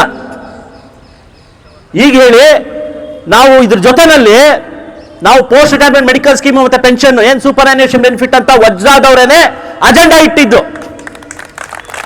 ಅದರಲ್ಲಿ 12% PF ಮತ್ತೆ 5% ಗ್ರಾಚ್ಯುಟಿ ಇದೆ. ಇನ್ನು ಉಳಿದಂತೆ 12%, 13%, 3% ಪೋಸ್ಟ್ ರಿಟೈರ್ಮೆಂಟ್ ಮೆಡಿಕಲ್ ಸ್ಕೀಮು ಮತ್ತೆ 10 ವರ್ಷದ 10% ಪೆನ್ಷನ್ ಬರಬೇಕು ಅಂತ ಅಜೆಂಡಾ PSU ಕೋಆರ್ಡಿನೇಷನ್ ಕಮಿಟಿ ಅಂತ ಏನ್ ನಡೀತು ಡೆಲ್ಲಿನಲ್ಲಿ, ಅದರಲ್ಲಿ ನಾವು ಗೆಲ್ಲೋದಕ್ಕೆ ಮುಂಚೆನೆ ಹೋಗಿ ಅಜೆಂಡಾ ಇಟ್ಟಿದ್ವಿ. ಅಲ್ಲಿ FPಗಳು ಕೂಡ ಬಂದಿದ್ರು, ಸರ್ಕಾರ ಮೇಲೆ ಒತ್ತಡ ಹಾಕಿ ಇದನ್ನ ಗೈಡ್ಲೈನ್ ತರಬೇಕು ಅಂತ ಹೇಳಿ ರಿಕ್ವೆಸ್ಟ್ ಮಾಡಿದ್ದು ನಿಜ. ಮೇನಲ್ಲಿ ನಾವು 2009 ಮೇನಲ್ಲೇನೆ ಇದನ್ನ ನಾವು ಬುಲೆಟಿನ್ ಬಿಟ್ಟಿದ್ದೀವಿ. ಯಾರಿಗೂ ಕೂಡ ಸೂಪರ್ ಆನ್ಯುಯೇಷನ್ ಬೆನಿಫಿಟ್ ಇವತ್ತು ಮಾತಾಡ್ತಾರೆ, ವಜ್ರಾದವ್ರು ಬರೀ 5% ಅಂದ್ರು ಪೆನ್ಷನ್ ಅಂತ. ಅದಕ್ಕೋಸ್ಕರ ನಾನು ಈ ವಿಚಾರ ಹೇಳ್ತಾ ಇರೋದು. ಇವರಿಗೆ ಸೂಪರ್ ಆನ್ಯುಯೇಷನ್ ಬೆನಿಫಿಟ್ ಅಂದ್ರೆ ಏನು ಅಂತಾನೆ ಗೊತ್ತಿರಲಿಲ್ಲ. ಆ ಸಂದರ್ಭದಲ್ಲಿ ನಾವು ಸೂಪರ್ ಆನ್ಯುಯೇಷನ್ ಬೆನಿಫಿಟ್ ಬಗ್ಗೆ ಮಾತಾಡ್ತಿದ್ವಿ, ನಾವೇ ಅಜೆಂಡಾ ಇಟ್ಟಿದ್ವಿ ಡೆಲ್ಲಿನಲ್ಲಿ ಹೋಗಿ. ನಮ್ಮ ಅದೃಷ್ಟ ಏನೋ ಗೈಡ್ಲೈನು ಕೂಡ ಬಂತು, ಆದ್ರೆ ಗೈಡ್ಲೈನು ಅಧಿಕಾರಿಗಳಿಗೆ ಮಾತ್ರ ಇದೆ, ನಿಮಗೆ ಬರಲ್ಲ, ನಿಮ್ಗಿಲ್ಲ ಅಂತ ಅನ್ನೋ ಸಂದರ್ಭದಲ್ಲಿ I took a delegation to Delhi again. ಯಾರ ಹತ್ರ? ಅವತ್ತಿನ ಡಿಫೆನ್ಸ್ ಮಿನಿಸ್ಟರ್ ಹತ್ರ ಹೋಗಿ ಮಾತಾಡಿ, ನೋಡಿ ನೀವು you please give instructions to our management ಅಂತ ಹೇಳಿ ಅವ್ರ ಮೂಲಕ ನಾವು ಪಡ್ಕೊಂಡಂಥದ್ದು. ಅವತ್ತು 2007ರಲ್ಲಿ 7ರಿಂದ ಅವ್ರಿಗೆ 7% ಕೊಟ್ಟರು. ನಾನು ಇಲ್ಲ ಅಂತ ಹೇಳ್ತಿಲ್ಲ, ನಮಗೆ ಕೊಡೋದೇ ಇಲ್ಲ ಅನ್ನೋ ಸಂದರ್ಭದಲ್ಲಿ ನನಗೆ ಅವತ್ತು ಪೆನ್ಷನ್ ಜಾರಿ ಆಗಲೇಬೇಕಿತ್ತು. ನನಗೆ ಪೆನ್ಷನ್ ಜಾರಿ ಆಗಲೇಬೇಕಿತ್ತು. ಆಗಾಗಲೇ ಅಡಿಷನಲ್ ಇನ್ಕ್ರಿಮೆಂಟ್ಸ್ ಅವ್ರಿಗೆ ವಿಡ್ರಾ ಆಗಿತ್ತು, ನಮಗೆ ಎಫೆಕ್ಟ್ ಆಗೋಗಿತ್ತು. ಯಾವುದಕ್ಕೆ? ವೇತನ ಪರಿಷ್ಕರಣೆಗೆ. ಅಂತ ಒಂದು ಸಂದರ್ಭದಲ್ಲಿ ನಾನು ಇನ್ನೂ ಹೇಳ್ಕೊಂಡು ಹೋಗೋದ್ರೆ ಬೇರೆ ಥರನೇ ಆಗುತ್ತೆ, ನೆಗೋಸಿಯೇಷನ್ ಕೆಡುತ್ತೆ ಅಂತ ಹೇಳಿ ನಾನು ಹೌದು ಒಪ್ಕೊಂಡಿದ್ದು ನಿಜಾನೇ, 5% ಒಪ್ಕೊಂಡಿದ್ದು ನಿಜ. ಅಂತ ಏನು ತಾರತಮ್ಯ ಇಲ್ಲ.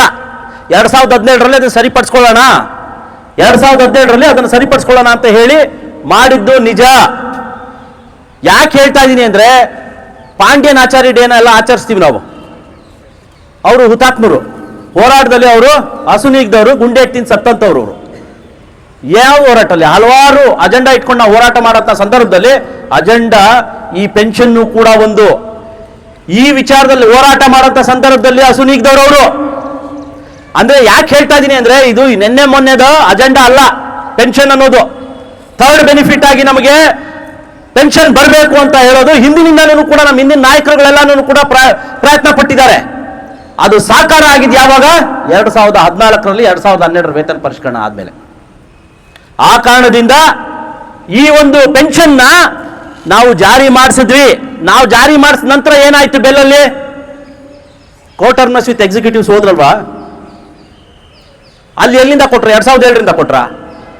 2005ರಿಂದಾನೇ ಕೊಟ್ಟಿದ್ದು, 2012ರಿಂದಾನೇ ಕೊಟ್ಟಿದ್ದು. ಎಷ್ಟು ಕೊಟ್ರು? 5% ಕೊಟ್ಟಿದ್ದು. ಇವತ್ತಿಗೆ ಅವ್ರಿಗೆ 7% ಇದೆ. 7% ಆಗಿದ್ದು ಎಷ್ಟು? ಯಾವಾಗ? ಒಂದೂವರೆ ತಿಂಗಳಿಂದ ಅಷ್ಟೇ 7% ಕೊಟ್ಟಿರೋದು.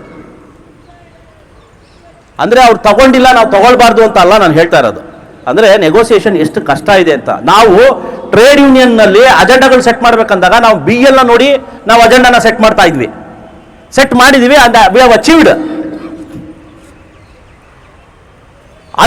ಅಂತ ಒಂದು ಆರ್ಗನೈಸೇಷನ್ ಅಲ್ಲಿ ಅವರು ಕಳ್ಕೊಂಡಿದ್ದಾರೆ. ಇವತ್ತಿಗೂ ಕೂಡ 2 ತಿಂಗಳ ಹಿಂದೆ ಅಷ್ಟೇ, ಅಲ್ಲಿವರೆಗೂ ಕೂಡ 2 ತಿಂಗಳ ಹಿಂದೆವರೆಗೂ ಕೂಡ ಅವ್ರಿಗೆ 5% ಇದ್ದಿದ್ದು ಪೆನ್ಷನ್. ಇನ್ನು ಬೆಂಬೆಲ್ ನೋಡಿದೆ ಆದ್ರೆ ಬೆಂಬೆಲ್ಗೆ ಪೆನ್ಷನ್ ಕೊಡ್ತೀವಿ ಅಂತ ಹೇಳಿ 30% ಬದಲಾಗಿ 25% ಕೊಟ್ಬಿಟ್ಟು ಪೆನ್ಷನ್ ಜಾರಿನೇ ಮಾಡಿಲ್ಲ. ಇವಾಗ ಏನ್ ಮಾಡಿದಾರೋ ನಾನು ತಿಳ್ಕೊಳಕ್ ಹೋಗಿಲ್ಲ. ಬಟ್ 2007ರ ವೇತನ ಪರಿಷ್ಕರಣೆ ಆದಾಗ ಅವರಿಗೆ ಪೆನ್ಷನ್ ಕೊಡ್ತೀವಿ ಅಂತ ಹೇಳಿ ಕೊಡ್ಲಿಲ್ಲ, 25% ಅಷ್ಟೇ ಫಿಟ್ಮೆಂಟ್ ಕೊಟ್ಟಿದ್ದು. ಸೊ ಮ್ಯಾನೇಜ್ಮೆಂಟು ಅಷ್ಟು ಸಾಧಾರಣ ಅಲ್ಲ. ನಾನೇನು ಹೇಳ್ತೀನಿ, ನಾವೇನೋ ಗ್ರೇಟು ಹಂಗಲ್ಲ. ನಾವು ಎಲ್ಲರ ಒಂದು ಯೂನಿಟಿ ಇಟ್ಕೊಂಡೇನೆ ನಾವು ಈ ಸಾಧನೆಗಳನ್ನ ಮಾಡಿರೋದು. ಮುಖಂಡತ್ವದಲ್ಲಿ ನಾವು ಅಚಲವಾಗಿ ನಿಂತ್ವಿ. ಆದರೆ ಕಾರ್ಮಿಕರ ಜೊತೆಯಲ್ಲಿ EC ಮೆಂಬರ್ಸ್ ಮತ್ತೆ ಅವತ್ತಿದ್ದಂಥ ಆಫೀಸ್ ಬೇರರ್ಸ್ನ ಎಷ್ಟೇ ತೊಂದರೆ ಆದರೂ ಕೂಡ ನಾವು ಯೂನಿಟಿನ ಬಿಟ್ಕೊಡದೆ ಅವತ್ತು ಸಾಧನೆ ಮಾಡಿದಂಥದ್ದು ಈ ಒಂದು 2 ವೇತನ ಪರಿಷ್ಕರಣ. ಅಪಪ್ರಚಾರ ಮಾಡಿ 2017ರಲ್ಲಿ ನಮ್ಮನ್ನು ಸೋಲಿಸಿದ್ರು. ಈಗ ಮತ್ತೆ 2027ಕ್ಕೆ ಬಂದು ನಿಂತಿದೆ. ಮತ್ತೆ ಈ ತರ ಒಂದು ಅವಕಾಶಕ್ಕೆ ನಾವು ಎಡೆ ಕೊಡೋದು ಬೇಡ. ತಾವೆಲ್ಲರೂ ಕೂಡ ನಮ್ಮ ಜೊತೆಯಲ್ಲಿ ಏನು ಎಲ್ಲ ಆಫೀಸ್ ಬೇರರ್ಸ್ ಮತ್ತು ಇಸಿ ಮೆಂಬರ್ಸ್ ಗೆಲುವಲ್ಲಿ ತಮ್ಮ ಪಾಲ್ಗೊಳ್ಳಿಕೆ ಇರಲಿ, ಗೆಲ್ಲಿಸಿ.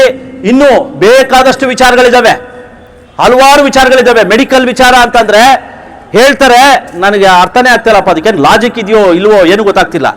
ಏನು ಆರೋಪ ಮಾಡಬೇಕು ಅಂತಂದ್ರೆ ನಾನು ಈಗಲೂ ಹೇಳ್ತಾನೆ, ಒಂದು ವಿಚಾರ ನಾನು ನಿಮ್ಗೆ ಹೇಳ್ತೀನಿ. ನೀವು ಆಯ್ಕೆ ಮಾಡಿ ಕಳಿಸಿದ್ರೆ, ನಾವು ಆಯ್ಕೆಯಾಗಿ ಬಂದಂಥ ಸಂದರ್ಭದಲ್ಲಿ ಮತ್ತೆ 4 ವರ್ಷ ನಾವು ಸೇವೆ ಮಾಡಿದಾದ್ಮೇಲೆ ನಾವು ಯಾವ್ದ್ರ ಮೇಲೆ ನಿಮ್ಮ ಮುಂದೆ ಬರಬೇಕು? ಕಾರ್ಮಿಕರ ಮುಂದೆ ನಾವು ಹೋಗಬೇಕು. ಏನು ಆಧಾರದ ಮೇಲೆ ನಾವು ಮತ್ತೆ ಓಟ್ ಕೇಳಕ್ಕೆ ಬರಬೇಕು? ನಾವು ಏನು ಮಾಡಿದ್ದೀವಿ ಅಂತ ಹೇಳಬೇಕಪ್ಪ. ಹೇಳಿ ನಾವು ಮತ್ತೆ ಇನ್ನೊಂದ್ಸಲ ನಮ್ಮನ್ನೇ ಆಯ್ಕೆ ಮಾಡಿ ಅಂತ ಹೇಳಬೇಕು, ಹೌದಲ್ವಾ? ನನಗೆ ಗೊತ್ತಿಲ್ಲಪ್ಪ. 2017ರಲ್ಲೂ ಕೂಡ ನಮ್ಮನ್ನೇ ಆರೋಪ ಮಾಡಿ ಗೆದ್ರು. 2022ರಲ್ಲೂ ಕೂಡ ಅದೇನದು ಇರೋ ಬರೋ ಡಾಕ್ಯುಮೆಂಟ್ಸ್ನೆಲ್ಲ ಕಟ್ ಪೇಸ್ಟ್ ಮಾಡಿ ಮ್ಯಾನೇಜ್ಮೆಂಟ್ ಸರ್ಕ್ಯುಲರ್ಗೆ ನಾವು ಇದು ಏನು HIA ಬುಲೆಟಿನ್ ಬಿಡ್ತೀವಲ್ಲ ಅದನ್ನ ಕಟ್ ಮಾಡಿ ಪೇಸ್ಟ್ ಮಾಡಿ ಒಂದು 30 ಪೇಜ್ 16 ಪೇಜಿಂದ ಒಂದು ಇದನ್ನ ಬಿಟ್ಬಿಟ್ರು. ನಾನು ಏನೇನಕ್ಕೋ ಸೈನ್ ಹಾಕಿದ್ದೀನಿ ಅಂತ. ನಿಜವಾಗ್ಲೂ ಇಷ್ಟು ಹೀನಾಯವಾಗಿ ಇಳಿತಾರೆ ಅಂತ ನನಗೆ ಗೊತ್ತಿಲ್ಲ, ಆದ್ರೂ ಗೆದ್ರು. ಸರಿ ಆಯ್ತಪ್ಪ, ನಿಮ್ಗೆ ಅವಕಾಶ ಸಿಕ್ತು, ಅವಕಾಶಕ್ಕೋಸ್ಕರ ನೀವು ಇವೆಲ್ಲ ಮಾಡಿದ್ರೆ ನಾವು ಒಪ್ಕೊಂಡ್ವಿ. ಇವಾಗ ಇನ್ನೊಂದು ಸಲ ನೀವು ರಿಫ್ರೆಶ್ ಮಾಡೋಕ್ಕೆ ಇದು ಸಮಯ ಬಂದಿದೆ. ನಿಮಗೆ ಮತ್ತೆ ಇನ್ನೊಂದ್ಸಲ ಮ್ಯಾಂಡೇಟ್ ಕೊಡಬೇಕಾಗಿದೆ. ಈ ಸಂದರ್ಭದಲ್ಲಿ ನಿಮ್ಮ ಸಾಧನೆಗಳು ಹೇಳ್ಕೊಂಡು ಬರ್ಬೇಕಲ್ವಾ? ಅದೇನೋ 30 ಪಾಯಿಂಟ್ ಇನ್ನೂ ಇದೆಯಂತೆ ನಾನು ಸೈನ್ ಹಾಕಿರೋದು. ಮತ್ತೆ ಇವ್ರು ಯಾಕಪ್ಪ ಬೇಕು? ಇವ್ರು ಯಾಕಿರಬೇಕು? ನೋಡಿ, ಹೌದು, ಈ ಸಂದರ್ಭದಲ್ಲಿ ಮಾಡಿರೋ ತಪ್ಪನ್ನ ನಾವು ಎತ್ತಿ ಹೇಳಿ ಇಂಥ ವಿಚಾರಕ್ಕೋಸ್ಕರ ಇವ್ರನ್ನ ಗೆಲ್ಲಿಸ್ಬೇಡಿ, ನಮ್ಮನ್ನ ಆಯ್ಕೆ ಮಾಡಿ, ನಮ್ಮನ್ನ ಆಯ್ಕೆ ಮಾಡಿದ್ರೆ ನಾವು ಇವನ್ನೆಲ್ಲ ಮಾಡ್ತೀವಿ ಅಂತ ಭರವಸೆ ಕೊಡೋದು ನಿಜಾನೇ. ಆದ್ರೆ ನಂತರ ಬಂದವರು ಮತ್ತೆ ಅದೇ ಆರೋಪ ಮಾಡ್ಕೊಂಡಿದ್ರೆ ಇದು ಸರಿ ಇಲ್ಲ. ಯಾಕೆ ಹೇಳ್ತಾ ಇದ್ದೀನಿ ಅಂತಂದ್ರೆ, ನಾನು 22ರಲ್ಲಿ ಏನಾದರೂ ಗೆದ್ದು ಬಿಟ್ಟಿದ್ರೆ ಕೋಆರ್ಡಿನೇಷನ್ ಕಮಿಟಿ ಮೆಂಬರ್ಸ್ ಯಾರಿದಾರಲ್ಲ ಅವರೆಲ್ಲ ಕಾಯ್ಕೊಂಡಿದ್ರಂತೆ. ಅದನ್ನು ಹೈದರಾಬಾದ್ ಅವ್ರು ಕಾಯ್ಕೊಂಡಿದ್ರಂತೆ. ಗೆದ್ದು ಬಿಟ್ಟಿದ್ರೆ ನನ್ನನ್ನು ಹಿಡ್ಕೊಂಡು ಏನು ಡಿಪೆಂಡೆಂಟ್ ಪೇರೆಂಟ್ಸ್ಗೆ 20-80 ಇತ್ತು, ಜ್ಞಾಪಕ ಇದೆಯಾ? 2021ರಲ್ಲಿ ಜಾರಿ ಆಗಿದ್ದು. ನೆಗೋಸಿಯೇಷನ್ಗೆ ಅವತ್ತಿಂದ ಜನರಲ್ ಸೆಕ್ರೆಟರಿ ನೆಗೋಸಿಯೇಷನ್ ಕರೆದ್ರು ಕೂಡ ನೆಗೋಸಿಯೇಷನ್ಗೆ ಹೋಗದೆ ಜಾರಿ ಆದಂಥದ್ದು 20-80. ಅಂದ್ರೆ 20 ಮ್ಯಾನೇಜ್ಮೆಂಟ್ ಕೊಡೋದು, 80 ನಮ್ಮ ಕೈಯಿಂದ ಕೊಡೋದು, ರೆಫರಲ್ ಆದಂತ ನಮ್ಮ ಹಿರಿಯರಿಗೆ. ಇದನ್ನ 5 ಲಕ್ಷಕ್ಕೆ ನಾನು ಸೆಟ್ಲ್ ಮಾಡಿಬಿಡ್ತಿದ್ದಂತೆ. ಸಾಕ್ಷಿಯಾಗಿ ಇನ್ನೂ ಕೂಡ ಮುಕುಂದ ನಮ್ಮ ಎದುರುಗಡೆನೇ ಇದ್ದಾರೆ. ಅವ್ರ ಜೊತೆನಲ್ಲೇನೆ ಕೆಲಸ ಮಾಡಿದಂಥವ್ರು ಹಿರಿಯರು ರಮೇಶ್ ಕುಮಾರು ಇದ್ದಾರೆ. ಏನೇನೆಲ್ಲಾನು ಕೂಡ ಮೆಡಿಕಲ್ ಅಲ್ಲಿ ಸೇವೆ ಮಾಡಿದೀವಿ ಅಂತ ದಯವಿಟ್ಟು ಅವ್ರನ್ನ ಕೇಳಿ. 110 ಕೋಟಿ ರೂಪಾಯಿ ನಾವು ಇನ್ವೆಸ್ಟ್ ಮಾಡಿಸಿರೋದಲ್ಲಿ ಆ ಸಂದರ್ಭದಲ್ಲಿ. ಯಾವಾಗ 2013 to 2017 ಅಲ್ಲಿ 110 ಕೋಟಿ investment, upgradation of hospital, wards, cot, toilets, ಮತ್ತೆ ಏನೆಲ್ಲ ಎಕ್ವಿಪ್ಮೆಂಟ್ಸ್ ಬೇಕಲ್ಲಿ ಡಯಾಗ್ನೋಸ್ಟಿಕ್ಸ್ಗೆ ಎಲ್ಲವನ್ನು ಕೇಳಿ ಎಲ್ಲಾನು ಅಲ್ಲಿ ಇದು ಅಪ್ಗ್ರೇಡ್ ಮಾಡಿಸಿದ್ವಿ. ಅವತ್ತಿನಿಂದ ಇವತ್ತಿನವರೆಗೂ ನೋಡಿದ್ರೆ ನೀವು ನೋಡಿಬೇಕಾದ್ರೆ ಏನು ಅಂತ ಬದಲಾವಣೆಗಳಾಗಿಲ್ಲ.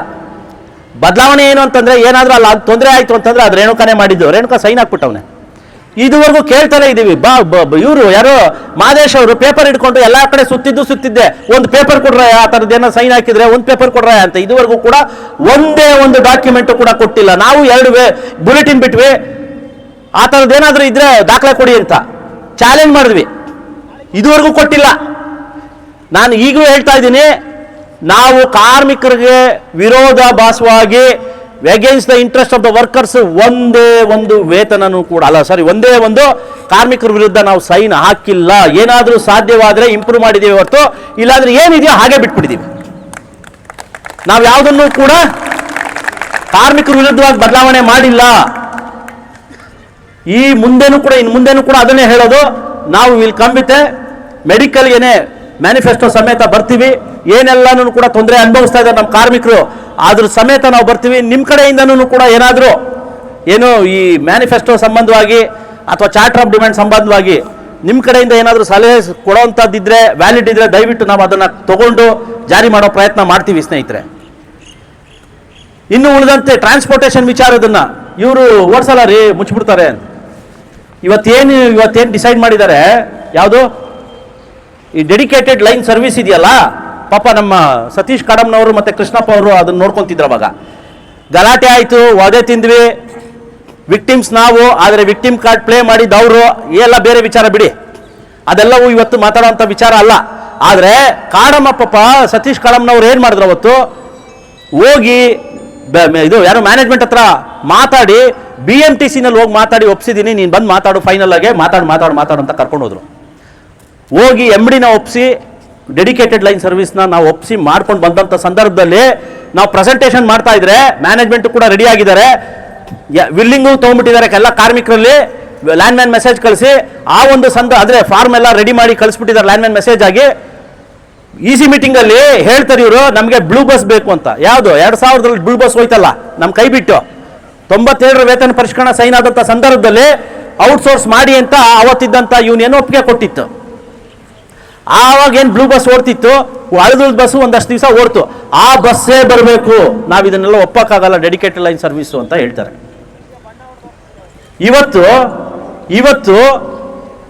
ಇವತ್ತೇನಾಗ್ತಾ ಇದೆ, ಅದೇ ಡೆಡಿಕೇಟೆಡ್ ಲೈನ್ ಸರ್ವಿಸ್ ತಂದ್ಬಿಟ್ಟು ನಾವು ದೊಡ್ಡ ಸಾಧನೆ ಮಾಡಿದ್ದೀವಿ, ನಾವು ಕಾರ್ಮಿಕರ ಪರವಾಗಿ ನಿಲುವು ತಂದೆ.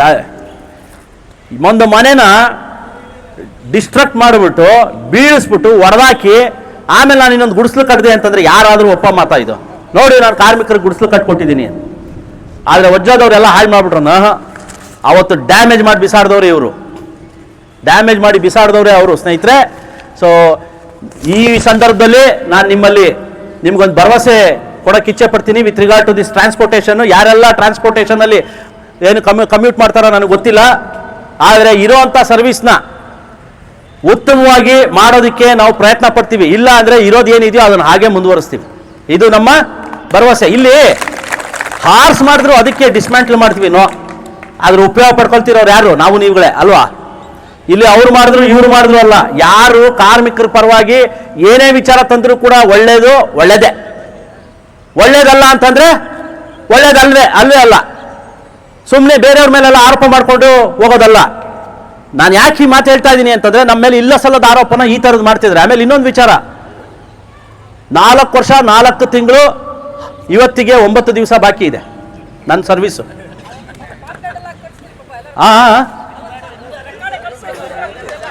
4 ವರ್ಷ 4 ತಿಂಗಳು 9 ದಿವಸ ಬಾಕಿ ಇದೆ ಇನ್ನು ನನಗೆ.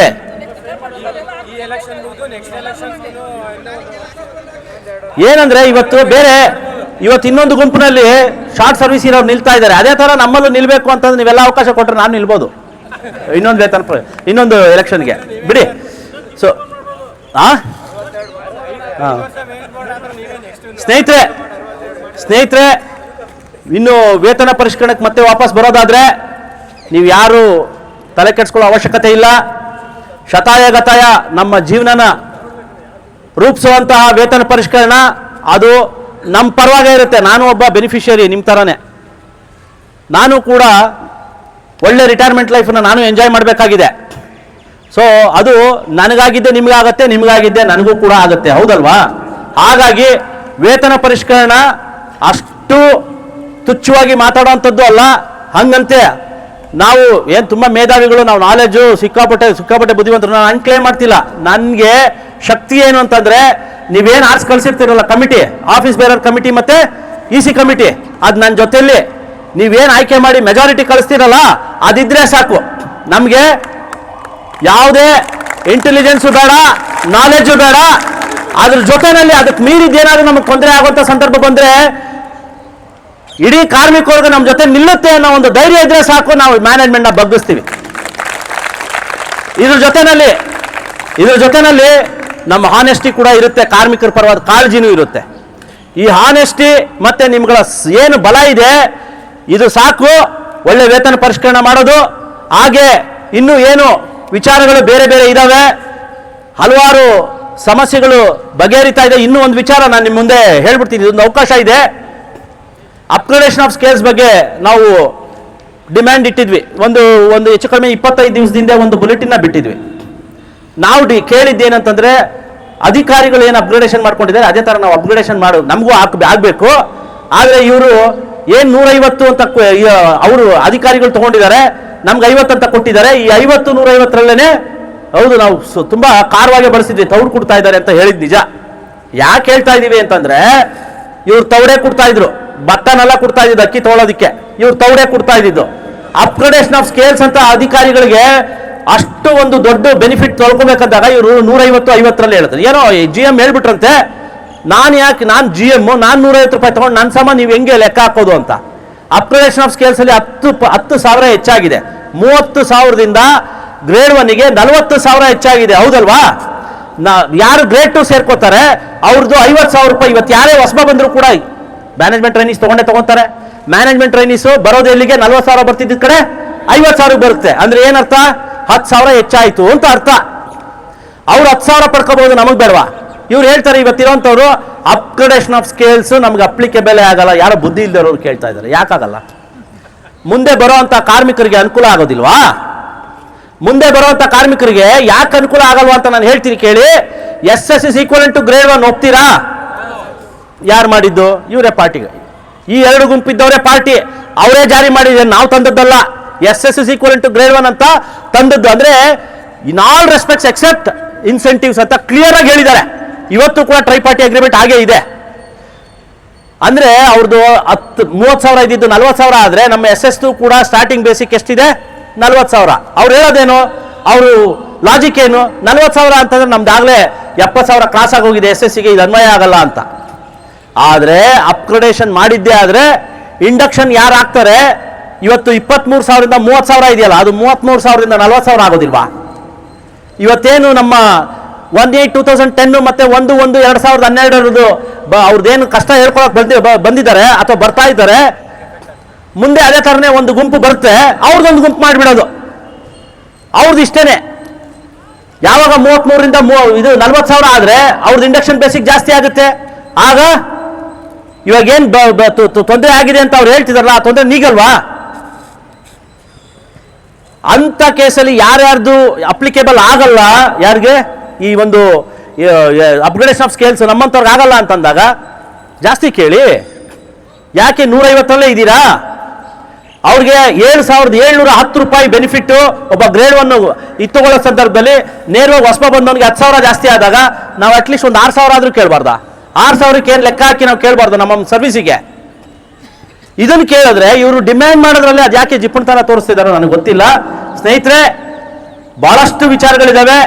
ಎಲ್ಲ ವಿಚಾರನೂ ಕೂಡ ಏನಾದರೂ ನಾವು ಅಡ್ರೆಸ್ ಮಾಡೋದಾದ್ರೆ ಅದು ಕಾರ್ಮಿಕರ ಪರವಾಗೇ ಇರುತ್ತೆ ಹೊರತು ಯಾವುದೇ ಕಾರಣಕ್ಕೂ ಕೂಡ ಕಾರ್ಮಿಕರನ್ನ ನಾವು ಬಲಿ ಕೊಡಕ್ಕೆ ಬಿಡೋದಿಲ್ಲ. ಮುಂದೆನೂ ಕೂಡ ಹರಾಸ್ಮೆಂಟು ಅದು ಇದು ಏನೇನೋ ಕಥೆಗಳು ಹೇಳ್ತಾರೆ. ಇವತ್ತು ಏನಾಗಿದೆ HAನಲ್ಲಿ ಒಂದು ಹೇಳ್ತಾರೆ, ನಾವು ಎಲ್ಲ ಪನಿಷ್ಮೆಂಟ್ ತೊಗೊಂಡಿರೋದು.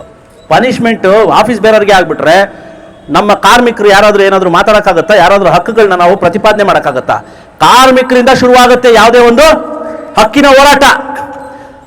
ಆಫೀಸ್ ಬೇರೆಯವ್ರಿಗೆ ಪನಿಷ್ಮೆಂಟ್ ಆಗೋಯ್ತು ಅಂತಂದ್ರೆ ಯಾವ ಕಾರ್ಮಿಕ ನಮ್ಮ ಹಕ್ಕನ್ನ ಕೇಳ್ತಾನೆ? ಯಾವ್ದಾನ ಕಾರ್ಮಿಕ ಹಕ್ಕನ್ನು ಕೇಳದಂತ ಸಂದರ್ಭದಲ್ಲಿ ನಾವು ಫೇಲ್ ಆದಂತ ಮಾತ್ರ ನಾವು EC ಮೆಂಬರ್ನ ಕರಿತೀವಿ, ಆಫೀಸ್ ಬೇರೆಯವ್ರನ್ನ ಕರಿತೀವಿ.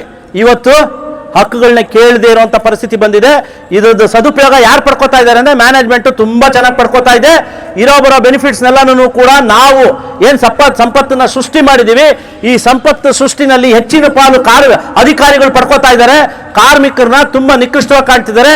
ಈ ದಿಸೆನಲ್ಲಿ ನಾವು ನಮ್ಮ ವಾಯ್ಸು ನಿಮ್ಮ ದನಿಯಾಗಿ ನಾವು ಗಟ್ಟಿಯಾಗಿ ಏರ್ ದನಿಯಲ್ಲಿ ನಾವು ಮಾತಾಡಬೇಕು ಅಂತಂದ್ರೆ ಇಡೀ ವಜ್ರನ ನೀವು ಗೆಲ್ಸ್ಕೊಡ್ಬೇಕಾಗಿದೆ.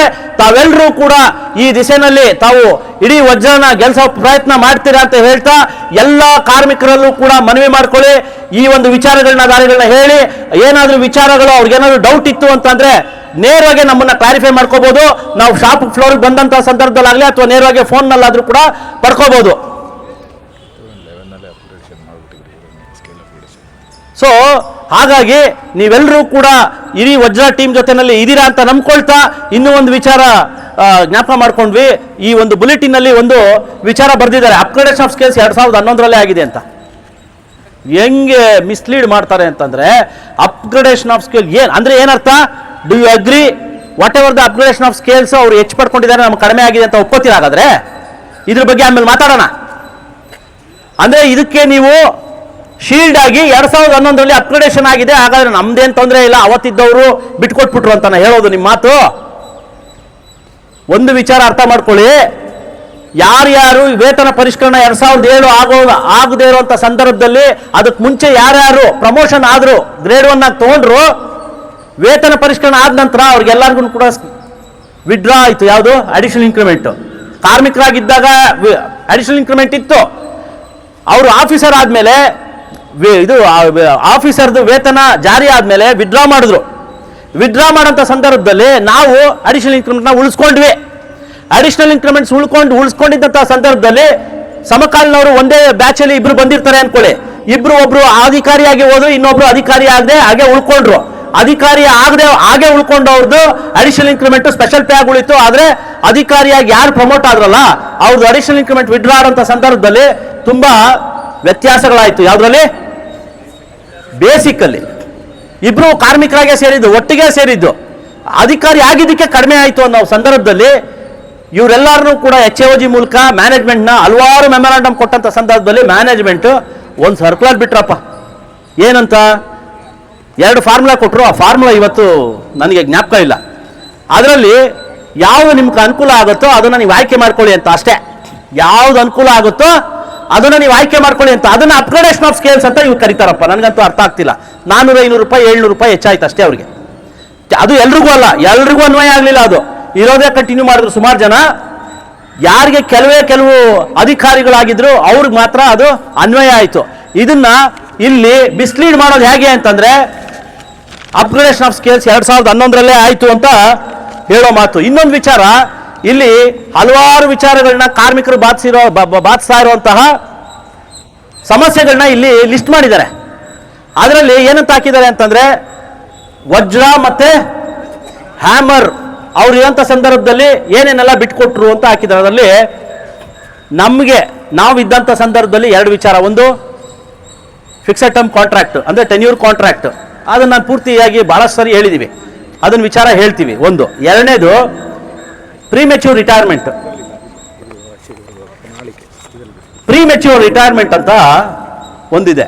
ಪ್ರೀಮೆಚ್ಯೂರ್ ರಿಟೈರ್ಮೆಂಟ್ ಅಲ್ಲಿ 2016 ಸರ್ಕ್ಯುಲರ್ ತಂದು ತೋರಿಸ್ತಿರ್ಬೋದು, ನಿಮ್ಗೆಲ್ಲ ಗೊತ್ತಿರ್ಬೋದು. 2016 ಸರ್ಕ್ಯುಲರ್ನ ತೋರಿಸ್ತಾರೆ. ನೋಡಿದ್ರ? ವಜ್ರ ಇದೆ, ಪ್ರೀಮೆಚ್ಯೂರ್ ರಿಟೈರ್ಮೆಂಟ್ ನೋಡಿ. ಸಬ್ಜೆಕ್ಟ್ ಅಲ್ಲಿ ಪ್ರೀಮೆಚ್ಯೂರ್ ರಿಟೈರ್ಮೆಂಟ್ ಡೇಟ್ ನೋಡಿ 2016. ಸೊ ಅವಾಗಲೇ ಬಂದ್ಬಿಡ್ತು. ನೀವು ಸರಿಯಾಗಿ ಅದನ್ನ ಸ್ಟಡಿ ಮಾಡಿದ್ದೆ ಆದ್ರೆ ಅದರಲ್ಲಿ ಕ್ಲಿಯರ್ ಆಗಿದೆ. ಪ್ರೀಮೆಚ್ಯೂರ್ ರಿಟೈರ್ಮೆಂಟ್ ಅಧಿಕಾರಿಗಳಿಗೆ 80 ದಶಕದಲ್ಲೇನೆ ಜಾರಿ ಮಾಡಿದ್ರು. ಅದನ್ನ ಪದೇ ಪದೇ ರಿವೈಸ್ ಮಾಡ್ಕೊಂಡು ಬಂದ್ರು. 16ರಲ್ಲಿ ಅಧಿಕಾರಿಗಳಿಗೆ ಅದನ್ನ ಮತ್ತೆ ರಿವೈಸ್ ಮಾಡಿ ಬೇರೆ ಕ್ರೈಟೀರಿಯಾಸ್ನ ಫಿಕ್ಸ್ ಮಾಡಿ ಅವ್ರಿಗೆ ಜಾರಿ ಮಾಡಿದ್ರು. ಯಾರಿಗೆ? ಅಧಿಕಾರಿಗಳಿಗೆ. ಇನ್ನು ಕಾರ್ಮಿಕರಿಗೆ ಸಂಬಂಧಪಟ್ಟಂತೆ ಒಂದು ಲೈನ್ ಹಾಕಿದ್ರು. ಏನಂತ? ಕಾರ್ಮಿಕರಿಗೆ ಸ್ಟ್ಯಾಂಡಿಂಗ್ ಆರ್ಡರ್ಸ್ ಬದಲಾಗಿ ಅವ್ರಿಗೆ ಜಾರಿ ಮಾಡ್ತೀವಿ ಅಂತ. ಇದೇ ಸರ್ಕ್ಯುಲರ್ ಅದು. The revised HAL employees premature retirement scheme is enclosed as Annexure 1. While the scheme will be applicable to all employees, the scheme will be made applicable to workmen after suitable modifications in the certified standing orders.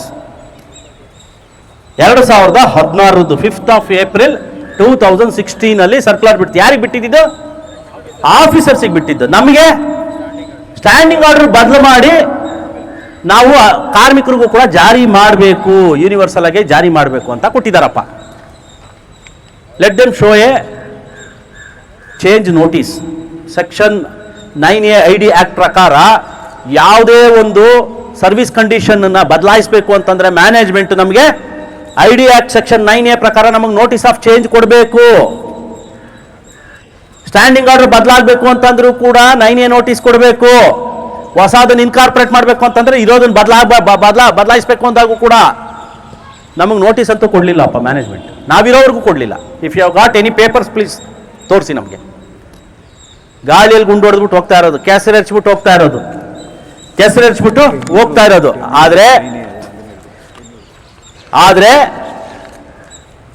31 July 2021 ಒಂದು circular ಬರುತ್ತೆ.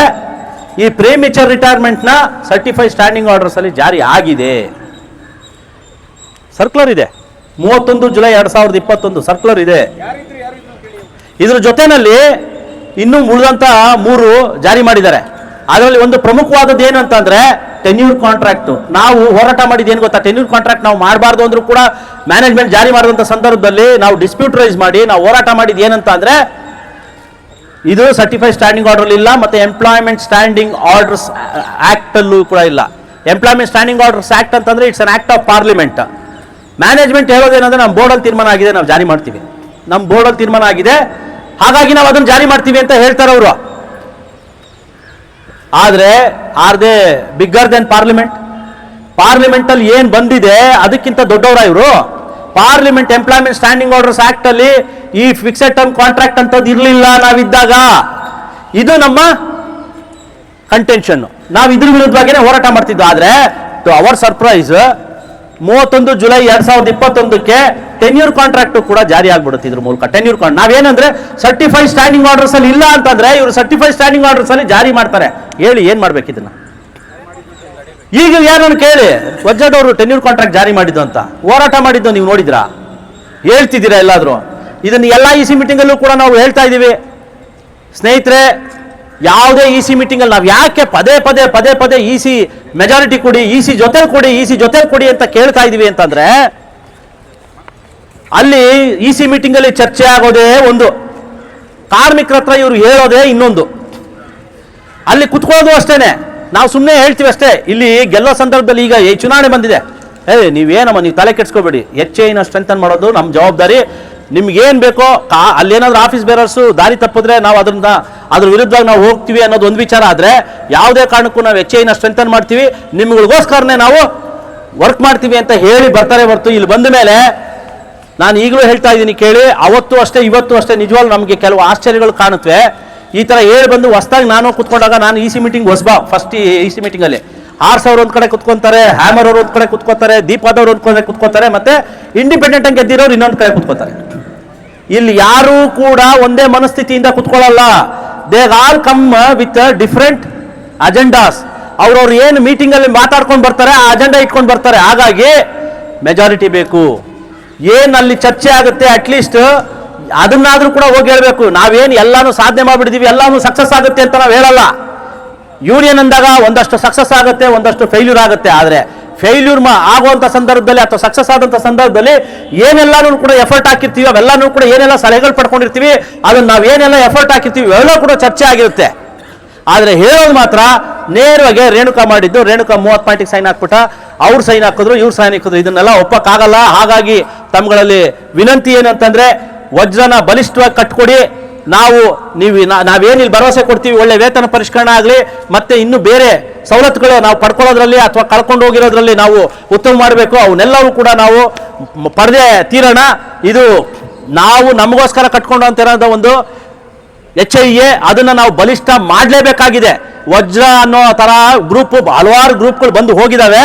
ನಾನು ಪದೇ ಹೇಳ್ತಾ ಇದ್ದೀನಿ ಈ ಮಾತನ್ನ, ಹಲವಾರು group ಬಂದು ಹೋಗಿದಾವೆ. ಆದ್ರೆ ಜೀವಂತವಾಗಿ ಇಲ್ಲಿವರೆಗೂ ಕೂಡ 1946ರಿಂದ ಉಳ್ಕೊಂಡಿರೋದು HIA. ಆ ಕಾರಣದಿಂದ ನಾವು ಯಾವುದೇ ಗುಂಪು ಹೆಸರು ಕೂಡ ನಾವು ಇಟ್ಕೊಂಡು HIA ಹೋಯ್ತು ಅಂತ ಅಂದ್ರೆ ನಮಗೆ ಆ ನೆಗೋಷಿಯೇಟಿಂಗ್ ಸ್ಟ್ರೆಂತ್, ಸ್ಟೇಟಸ್ ಎಲ್ಲ ಸಿಕ್ಕುತ್ತೆ.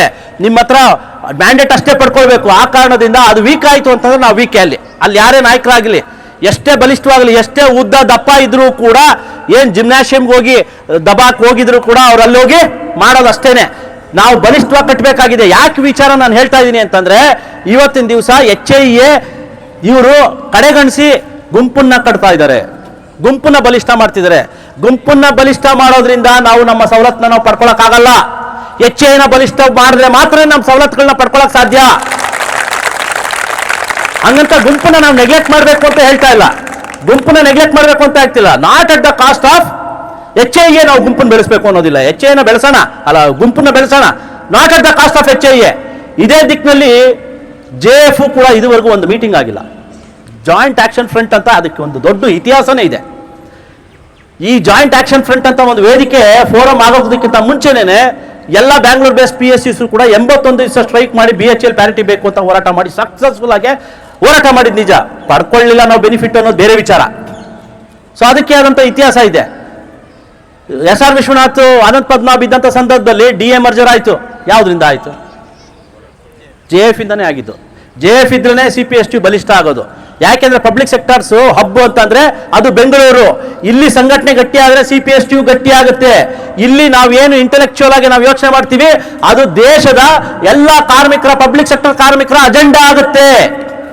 ಅಂತ ಒಂದು ಸಂಘಟನೆನ ಹಾಳು ಮಾಡಿ ಇಟ್ಟಿದ್ದಾರೆ. ಇವತ್ತು ಒಂದೇ ಒಂದು ಮೀಟಿಂಗ್ ಆಗಿಲ್ಲ. ಇನ್ನು CPSTU ಮೀಟಿಂಗ್ ಅಂತಂದ್ರೆ ಬಿಡಿ, JFI ಇವರು ಮಾಡಲ್ಲ ಅಂತಂದ್ರೆ CPSTU ಮೀಟಿಂಗ್ ಮಾಡ್ತಾರಾ? ಇಂಥ ಒಂದು ಸಂದರ್ಭದಲ್ಲಿ ಏನು 10 ವರ್ಷ ಗೈಡ್ಲೈನ್ ಕೊಟ್ಟಂತ ಸಂದರ್ಭದಲ್ಲಿ 5 ವರ್ಷ ಮಾಡ್ಕೊಂಡ್ಬರ್ಬೇಕು, ಆಗಲೇಬೇಕು, ರಿವೈಸ್ ಗೈಡ್ಲೈನ್ ಬರಲೇಬೇಕು ಅನ್ನೋ ಸಂದರ್ಭದಲ್ಲಿ ಅವತ್ತಿದ್ದಂಥ CPSTU ನಮ್ಮ JF ಒಳಗೊಂಡಂತೆ ಎಲ್ಲರೂ ಹೋಗಿ ಮನಮೋಹನ್ ಸಿಂಗ್ ಹತ್ರ ಕುತ್ಕೊಂಡು ರಿವೈಸ್ ಗೈಡ್ಲೈನ್ ತಂದಂಥದ್ದು. ಇಂಥ ಒಂದು ಇತಿಹಾಸ ಇದ್ದಾಗ 78.2% DA ಮರ್ಜರ್ನು ಕೂಡ ಅಷ್ಟು ಸುಲಭವಾಗಿ ಬಂದಂಥದ್ದಲ್ಲ. 68.8% ಅಲ್ವಾ ನಮಗೆ ಇದಾಗಿದೆ, ಏನು DA ಮರ್ಜರ್ ಆಗಿದ್ದು ಅದು ಇದ್ರ ಟೈಮಲ್ಲಿ DA 31/12/2006ಗೆ 68.8 ಇತ್ತು. ಆದರೆ ನಾವು ಅಜೆಂಡಾ 78.2 ಆಗಬೇಕು ಅಂತ ಯಾಕೆ ಹೇಳಿದ್ವಿ ಅಂದರೆ 50% ಈಗಾಗಲೇ DA ಮರ್ಜರ್ ಆಗಿದೆ, ಅದರ ಎಫೆಕ್ಟು ಕೂಡ ನಮಗೆ ಸಲ್ಲಬೇಕು. ಅದರ ಎಫೆಕ್ಟ್ ಪೂರ್ಣವಾಗಿ ನಮಗೆ ಬರಬೇಕು ಅಂದರೆ 78.2% ಆಗಬೇಕು ಅಂತ ನಾವು ಅಜೆಂಡಾ ಇಟ್ಟಾಗ JF ಕಡೆಯಿಂದ ಅದು ಪರಿಪೂರ್ಣ ಆಗಿದ್ದು CPSTU ಕಡೆಯಿಂದ ಅಲ್ಲಿ ಸರ್ಕಾರ ಮೇಲೆ ಒತ್ತಡ ಹಾಕಿ ಗೈಡ್ಲೈನ್ 78.2% ಬರಬೇಕು ಅಂತ. ಇಂಥ ಒಂದು ಆರ್ಗನೈಸೇಷನ್ ನೀವು ನಿಷ್ಕ್ರಿಯ ಮಾಡಿದ್ದೀರಾ ಅಂತಂದ್ರೆ, ನೀವು HAನ ನಿಷ್ಕ್ರಿಯ ಮಾಡ್ತಿದ್ದೀರಾ ಅಂತಂದ್ರೆ ನಾವು ಒಪ್ಪಬೇಕಾ? ಇನ್ನೂ ಒಂದು ವಿಚಾರ ನಾನು ನಿಮ್ಗೆ ಹೇಳ್ತೀನಿ. ಎಷ್ಟು ಆಲಸ್ಯದಿಂದ, ಎಷ್ಟು ತುಚ್ಛವಾಗಿ ನಮ್ಮ ಮ್ಯಾನೇಜ್ಮೆಂಟ್ ಅಲ್ಲ ಅದು, ಈ ಕಂಪ್ನಿಯ ಮ್ಯಾನೇಜ್ಮೆಂಟ್. ನಮಗೆ ನಿಜವಾಗ್ಲೂ ಒಳ್ಳೇದು ಮಾಡೋ ಮ್ಯಾನೇಜ್ಮೆಂಟ್ ಅದು ನಮ್ಮ ಮ್ಯಾನೇಜ್ಮೆಂಟ್ ಅಂತ ಹೇಳ್ಬೋದು. ಇವ್ರು ನಮ್ಮ ಮ್ಯಾನೇಜ್ಮೆಂಟ್, ನಮ್ಮ ಮ್ಯಾನೇಜ್ಮೆಂಟ್ ಅಲ್ಲ ಇವರು. ಈ ಮ್ಯಾನೇಜ್ಮೆಂಟ್ ಎಂತ ದುರ್ಬಳಕೆ ಮಾಡ್ಕೋತಾರೆ ಅಂತಂದ್ರೆ, ಕಾನ್ಪುರ್ನಲ್ಲಿ ಯೂನಿಯನ್ನೇ ಇಲ್ಲ, ರೆಪ್ರೆಸೆಂಟೇಟಿವ್ಸೇ ಇಲ್ಲ, ಮೀಟಿಂಗ್ ಯಾರು ಬರೋದೇ ಇಲ್ಲ, ಎಲೆಕ್ಷನ್ನೇ ಇಲ್ಲ, ಎಲೆಕ್ಷನ್ನು ಮಾಡಲ್ಲ, ಅಲ್ಲಿಂದ ಯಾರನ್ನ ರೆಪ್ರೆಸೆಂಟೇಟಿವ್ ಕೂಡ ಗಣನೆಗೆ ತಗೊಳ್ಳಲ್ಲ. ಈ ಯಾಕೆ ಅಲ್ಲಿನ ಒಂದು 700-800 ಜನ ಕಾರ್ಮಿಕರನ್ನ ಅವ್ರ ಭಾವನೆ ಕೇಳೋರೇ ಇಲ್ಲ. ಯಾರು ಜವಾಬ್ದಾರಿ ತಗೋಬೇಕು ಹೇಳಿ? ಕೋಆರ್ಡಿನೇಷನ್ ಕಮಿಟಿ ಚೀಫ್ ಯಾರು? ಯಾಕೆ ಹೇಳ್ತಾ ಇದ್ದೀನಿ ಅಂದ್ರೆ, ನಾವು ಹಂತವಾಗಿ ನಾವು ಒಂದೊಂದೇ ಮೆಟ್ಲನ್ನ ಇಳ್ಕೊಂಡು ಗ್ರಾಜುಯಲ್ ಆಗಿ ನಾವು ಡಿಕ್ಲೈನ್ ಆಗ್ತಾ ಇದ್ದೀವಿ. ನಾವು ಬಲಿಷ್ಠ ಆಗ್ಬೇಕಾ ಬೇಡವಾ? ನಮ್ಮ ಕೋಆರ್ಡಿನೇಷನ್ ಕಮಿಟಿಲಿ ಇರೋದು 9 ಯೂನಿಯನ್, ಆ 9 ಯೂನಿಯನ್ಲಿ ಒಂದು ಯೂನಿಯನ್ ನಿಷ್ಕ್ರಿಯವಾಗಿದೆ ಅಂತಂದ್ರೆ ನಾವು ಅದನ್ನ ಮೇನ್ ಸ್ಟ್ರೀಮಿಗೆ ತಂದು ನಮ್ಮ ಸಂಘಟನೆನ ಬಲಿಷ್ಠ ಮಾಡಿಕೊಂಡು ಕೋಆರ್ಡಿನೇಷನ್ ಕಮಿಟಿನೇ ತಾನೇ ಹೋಗಿ ನೆಗೋಷಿಯೇಟ್ ಮಾಡೋದು. ನಾವು ಏನ್ ಬೇಕೋ ಅದನ್ನ ಪಡ್ಕೊಳ್ಬೇಕಲ್ವಾ? ಇವತ್ತು ಆ ಕೆಲಸ ಚೀಫ್ ಕನ್ವೀನರ್ ಆಗಿಲ್ಲ. ಅರ್ಥ ಮಾಡ್ಕೊಳ್ಳಿ, ಇಲ್ಲಿ ಆರೋಪ ಅಂತ ಅಲ್ಲ, ನಾಳೆ ಬಂದಂತ ಚಾಲೆಂಜಸ್, ಬರುವಂತ ಚಾಲೆಂಜಸ್ ನಾವು ಎದುರಿಸಬೇಕಾಗಿದೆ. ನಾವೇನಾದ್ರೂ ಆಯ್ಕೆಯಾಗಿ ಹೋದಂತ ಸಂದರ್ಭದಲ್ಲಿ ಇವೆಲ್ಲವನ್ನೂ ಕೂಡ ನಾವು ಅಡ್ರೆಸ್ ಮಾಡಬೇಕಾಗಿದೆ. HAನ ಇಶ್ಯೂನ ಅಡ್ರೆಸ್ ಮಾಡಬೇಕಾಗಿದೆ, ಕೋಆರ್ಡಿನೇಷನ್ ಕಮಿಟಿ ಬಲಿಷ್ಠ ಮಾಡಬೇಕಾಗಿದೆ, JFನ ಬಲಿಷ್ಠ ಮಾಡಬೇಕಾಗಿದೆ, CPSTUನ ಬಲಿಷ್ಠ ಮಾಡಬೇಕಾಗಿದೆ. ಇವೆಲ್ಲವೂ ಆದ್ರೆ ಮಾತ್ರ ಕಾರ್ಮಿಕರ ಬದುಕು ಹಸನಾಗೋದು. ಅಷ್ಟು ಸುಲಭದ ಮಾತಲ್ಲ. It is just a simple mathematics ಅಲ್ಲ ಸರ್. ಹೇಳ್ತಾ ಇದ್ದೀನಿ, ನೀವು ನನಗಿಂತ ಕಿರಿದಿದ್ದೀರಿ, ಕಲ್ತ್ಕೊಳ್ಬೇಕಾಗಿದೆ. ಮುಂದೆ ನೀವು ಕೂಡ ಈ ಒಂದು HAಗೆ ಇವಾಗ ಏನು ಪಡ್ಕೊಂಡಿದ್ದೀರಿ ಅದೇ ಥರನೇ ನೀವು ಕೂಡ ರೆಪ್ರೆಸೆಂಟೇಟಿವ್ ಸ್ಟೇಟಸ್ಗೆ ಸಿಕ್ಕಬಹುದು. ಸೊ ನೀವು ಸ್ವಲ್ಪ ಆಲೋಚನೆ ತುಂಬ ದೀರ್ಘವಾಗಿ ಮತ್ತೆ ತುಂಬ ಸೀರಿಯಸ್ ಆಗಿ ನೀವು ತಗೊಳ್ಬೇಕಾಗಿದೆ. ಬೇಕಾಬಿಟ್ಟು ಸುಳ್ಳುಗಳು ಹೇಳ್ಕೊಂಡು ಯಾರ್ಯಾರು ಏನೇನು ಬರ್ತಾರೋ ನೆರೆ ಕೂದಲು ನಂತರ ಇರೋರಿಗೆ 10 ವರ್ಷ ಮಾಡ್ತೀವಿ ಅಂತ ಹೇಳೋದು, ಯಂಗ್ಸ್ಟರ್ಸ್ ಬಂದ್ರೆ 5 ವರ್ಷ ಅಂತ ಮಾಡೋದು, ಹಂಗಲ್ಲ. 5 ವರ್ಷ ಇಸ್ ಬೆಟರ್ ದೆನ್ 10 ವರ್ಷ ಅಂತ ನಾವು ಪ್ರೂವ್ ಮಾಡಾಗೋಗಿದೆ. ಮತ್ತೆ 5 ವರ್ಷ ಸರಿ ಇದೆ, 10 ವರ್ಷ ಸರಿ ಇಲ್ಲ ಅಂತ ಹೇಳುವಂಥದ್ದಲ್ಲ ಇಲ್ಲಿ. ಆದ್ರೆ 5 ವರ್ಷಕ್ಕೆ 10 ವರ್ಷ ಇದು ಏನು 5 ವರ್ಷ ಇರೋದನ್ನ ಡೀರೇಲ್ ಆಗಿ 10 ವರ್ಷಕ್ಕೆ ಹೋದಂತ ಸಂದರ್ಭದಲ್ಲಿ 5 ವರ್ಷಕ್ಕೆ ಇಡೀ ದೇಶದಲ್ಲಿ ಯಾರು ತರದಂತ ಸಂದರ್ಭದಲ್ಲಿ ನಾವು ತಂದಂತ ಸಂದರ್ಭದಲ್ಲಿ ಅದನ್ನ ಮತ್ತೆ ಡೀರೇಲ್ ಮಾಡಿದವ್ರು ನೀವು. ಯಾಕೆ ಹೇಳ್ತಾ ಇದೀನಿ ಅಂದ್ರೆ, ನಿಮ್ಮ ಟರ್ಮಿನಾಲಜಿನೇ ನಾವು ಯೂಸ್ ಮಾಡಬೇಕು ಅಂತಂದ್ರೆ, ಏನು ಅಪೋನೆಂಟ್ಸ್ ಆಗಿ ನಾವು ಹೋರಾಟ ಮಾಡಬೇಕು. ಅದು ನೀವೇನ್ ಮಾಡಿದ್ರಿ? ನೀವು ಜೊತೆಲೇ ಇದ್ರಿ, ನಿಮಗೂ ಕೂಡ ಆರ್ಗನೈಸಿಂಗ್ ಸೆಕ್ರೆಟರಿ ಅಂತ ಆಯ್ಕೆ ಮಾಡ್ಕೊಂಡಿದ್ರು, ಫಸ್ಟ್ VP ಇದ್ರು, ಮತ್ತೆ ಅಸಿಸ್ಟೆಂಟ್ ಸೆಕ್ರೆಟರಿನ ಗೆಲ್ಸಿದ್ರು. ನಿಮ್ಗೆ ಯಾವ್ದಂತ ಒಂದು ದೊಡ್ಡ ಹಿಂಡು EC ಮೆಂಬರ್ಸ್ನ ಕಳಿಸಿದ್ರು. ಏನ್ ಮಾಡಿದ್ರಿ ನೀವು? 10 ವರ್ಷ ಅಥವಾ 5 ವರ್ಷ. ಅವ್ರು ನೋಡಿ ಎಂತ ಬುದ್ಧಿವಂತರು. ಅವತ್ತಿದ್ದಂತ ಜನರಲ್ ಸೆಕ್ರೆಟರಿ 10 ವರ್ಷ ವೇಜ್ ನೆಗೋಸಿಯೇಷನ್, 5 ವರ್ಷ ಇಂಡೆಫಿನೆಟ್ ಸ್ಟ್ರೈಕ್. ಇದು ರೆಫರೆಂಡಮ್. ಇದನ್ನ ಫಸ್ಟ್ ಆಫ್ ಆಲ್ ಅವ್ರು ತೀರ್ಮಾನ ತಗೋಬೋದಿತ್ತು. ಕಾರ್ಮಿಕರಿಗೆ ಏನು ಒಳ್ಳೇದು ಬೇಕು ಅನ್ನೋದನ್ನ ಅವ್ರು ತೀರ್ಮಾನ ತಗೋಬೋದಿತ್ತು. ಆದ್ರೆ ಅವರು ಸರಿಯಾದ ರೀತಿಯಲ್ಲಿ ಮ್ಯಾನೇಜ್ಮೆಂಟ್ನು ಕನ್ವಿನ್ಸ್ ಮಾಡೋಕ್ಕಾಗಿಲ್ಲ. ಈತ ನಮ್ಮ ಕಾರ್ಮಿಕರು ಕೂಡ ಅವ್ರನ್ನ ಒಪ್ಸೋ ಪರಿಸ್ಥಿತಿಯಲ್ಲಿ ಇಲ್ಲದೆ ಇದ್ದಾಗ ಇವರು ಎಸ್ಕೇಪ್ ಆಗೋದಿಕ್ಕೆ 10 years periodicity wage negotiation, 5 years periodicity, indefinite strike ಅಂತ ಹಾಕಿ ಏನು ಎದುರಿಸ್ತೀರಾ ನೀವು ಕಾರ್ಮಿಕರನ್ನ? ನೀವು 10 ವರ್ಷ ಪಡ್ಕೊಂಡ್ರಿ. ಆ ಸಂದರ್ಭದಲ್ಲಿ ಏನ್ ಜವಾಬ್ದಾರಿ ಸ್ಥಾನದಲ್ಲಿ ನಾವಿದ್ದೀವಿ, ಕಾರ್ಮಿಕರ ಪರವಾಗಿ ನಾವೆಲ್ಲ ಹೋರಾಟ ಮಾಡ್ತೀವಿ ಅಂತ ಹೇಳೋರು, ನೀವು ಜವಾಬ್ದಾರಿಯಾಗಿ ನಡ್ಕೊಂಡಿದ್ದೀರಾ? ರೆಫರೆಂಡಮ್ನ ಬಹಿಷ್ಕಾರ ಮಾಡಿದ್ರಿ.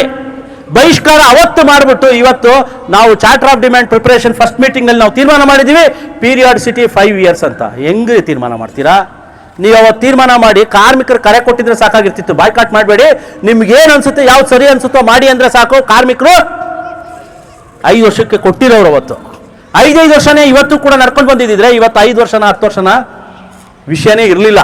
ಚಾರ್ಟರ್ ಆಫ್ ಡಿಮ್ಯಾಂಡ್ ಅಲ್ಲಿ ಅಷ್ಟೇ ಪೀರಿಯಾಡಿಸಿಟಿ 5 ವರ್ಷ ಅಂತ ಮೆನ್ಷನ್ ಮಾಡಬೇಕಿತ್ತೆ ಹೊರತು ಕಾರ್ಮಿಕರ ಮಧ್ಯದಲ್ಲಿ 5 ವರ್ಷ ಮಾಡ್ತೀರಾ 10 ವರ್ಷ ಮಾಡ್ತೀರಾ ಅಂತ ಗೊಂದಲ ನಿರ್ಮಾಣ ಆಗ್ತಿರ್ಲಿಲ್ಲ. ಹಾಗೆ ಇವತ್ತು ಏನು ಎಲೆಕ್ಷನ್ ಬಂದಿದೆ, ಈ ಎಲೆಕ್ಷನ್ ಅಲ್ಲಿ ನೆರೆಗುದ್ಲು ನೋಡ್ಬಿಟ್ಟು 10 ವರ್ಷಕ್ಕೆ ಸೈನ್ ಆಗ್ತೀವಿ ಅಂತ ಹೇಳೋದು, ಚಾರ್ಟರ್ ಆಫ್ ಡಿಮ್ಯಾಂಡ್ ಮತ್ತೆ 5 ವರ್ಷಕ್ಕಾಗಿದೆಯಾ ಅಂತ ಮಾಡ್ತಿದ್ವಿಲ್ಲ ಅಂತ ಹೇಳಿದ್ರೆ ಅದೆಲ್ಲ ಸುಮ್ಮನೆ ಅಂತ ಅವ್ರಿಗೆ ಹೇಳೋದು, ಅದೆಲ್ಲ ಸುಮ್ಮನೆ. ಇವ್ರ ಹತ್ರ ಬಂದು ನೋಡಿ ನಾ ಚಾರ್ಟರ್ ಆಫ್ ಡಿಮ್ಯಾಂಡ್ 5 ವರ್ಷನೇ ಮಾಡೋದಂತ. ಯಾರನ್ನ ಫುಲ್ ಮಾಡ್ತಾ ಇದ್ದೀರಾ ನೀವು? ಪದೇ ಡೀರೇಲ್ ಮಾಡಿದ್ದನ್ನ ವಾಪಸ್ ಟ್ರ್ಯಾಕಿಗೆ ತಂದಿಡಕ್ಕಾಗಲ್ಲ. ನೇರವಾಗಿ ಹೇಳ್ತಾ ಇದ್ದೀನಿ ನಾನು. It is not so easy. I am very sorry to say this. ಅಷ್ಟು ಒಳ್ಳೆ ಪೀರಿಯಾಡಿಸಿಟಿನ ಅಂದ್ರೆ 5 ವರ್ಷದ್ದು ಈಸ್ ಬೆಟರ್ ದೆನ್ 10 ವರ್ಷ ಅಂತ ಪ್ರೂವ್ ಮಾಡಿದ್ಮೇಲೂ ಕೂಡ ನೀವು 5 ವರ್ಷಕ್ಕೆ ತೊಗೊಂಡೋಗಕ್ಕಾಗಿಲ್ಲ ಅಂತ ಅಂದ್ರೆ ಇವಾಗ ಮತ್ತೆ 5 ವರ್ಷಕ್ಕೆ ಅಂತಂದ್ರೆ ಅದು ಯಾವ ನೈತಿಕತೆಯಿಂದ ನೀವು ಬಾಯಿ ಬಂದಂಗೆ ಮಾತಾಡ್ತಿರೋ ಕಾರ್ಮಿಕರ ಮುಂದೆ ನನಗಂತೂ ಗೊತ್ತಿಲ್ಲ. ಒಂದು ಸ್ವಲ್ಪ ಜವಾಬ್ದಾರಿಯಿಂದ ನಡ್ಕೊಳ್ಳೋದು ಕಲ್ತ್ಕೊಳ್ಳಿ. ಜವಾಬ್ದಾರಿ ಸ್ಥಾನದಲ್ಲಿ ನೀವಿದ್ದೀರಾ. ಮ್ಯಾನೇಜ್ಮೆಂಟು ನಮ್ಮ ನಡವಳಿಕೆನ ತುಂಬಾ ಕೂಲಂಕುಷವಾಗಿ ಅಬ್ಸರ್ವ್ ಮಾಡ್ತಿದ್ದಾರೆ. ಇಂಥ ಒಂದು ಮ್ಯಾನೇಜ್ಮೆಂಟು ಅಷ್ಟು ಅಚ್ಚುಕಟ್ಟಾಗಿ ಅಷ್ಟು ವ್ಯವಸ್ಥಿತವಾಗಿ ನಮ್ಮ ವಿರುದ್ಧ ನಮ್ಮನ್ನ ಹೆಂಗೆ ಎಕ್ಸ್ಪ್ಲಾಯ್ಟ್ ಮಾಡಬೇಕು ಅಂತ ಅವನು ಸ್ಕೀಮ್ಸ್ನ ಹೆಣಿತಾ ಇರ್ಬೇಕಂದಾಗ ನಾವು ಕೂಡ ಸೀರಿಯಸ್ನೆಸ್ ತೋರಿಸ್ಬೇಕಾಗತ್ತೆ. ಅದೇ ಸೀರಿಯಸ್ನಿಂದ ನಾವು ವಿ ಹ್ಯಾವ್ ಟು ಏನು retaliate against management. I am using intentionally I am using retaliate ಆಗಬೇಕಾಗಿದೆ ಮ್ಯಾನೇಜ್ಮೆಂಟ್ ವಿರುದ್ಧ. ರೆಸ್ಪಾನ್ಸು ರಿಯಾಕ್ಟ್ ಅಲ್ಲ. ಯಾಕೆಂದ್ರೆ ಇವ್ರನ್ನ ಇಟ್ಕೊಂಡು ಇವಾಗ ಇರೋಂಥ ಕಮಿಟಿನ ಇಟ್ಕೊಂಡು ಈ ಮ್ಯಾನೇಜ್ಮೆಂಟ್ ಮಾಡಬಾರ್ದು ಕೆಲಸ ಎಲ್ಲ ಮಾಡ್ತಾ ಇದ್ದಾರೆ. ಮಾಡಬಾರ್ದು ಹೇಳ್ಬಾರ್ದು ಕೆಲವು ವಿಚಾರಗಳನ್ನ ಬಿಡಿ. ಸೊ ಇಷ್ಟು ಹೇಳಿ ತಾವೆಲ್ಲರೂ ಕೂಡ ಭಾಳಷ್ಟು ಟಾಲರೇಟ್ ಮಾಡಿದ್ದೀರ. ನಾನು ಇಷ್ಟೊತ್ತವರೆಗೂ ಕೂಡ ಭಾಳ ತಾಳ್ಮೆಯಿಂದ ಕೇಳಿದಿರಿ. ಭಾಳಷ್ಟು ಟೈಮನ್ನು ನಾನು ತಗೊಂಡ್ಬಿಟ್ಟಿದ್ದೀನಿ. ದಯವಿಟ್ಟು ಅನ್ಯತಾ ಭಾವಿಸಬಾರ್ದು. ಎಮೋಷನ್ಸ್ ಸರ್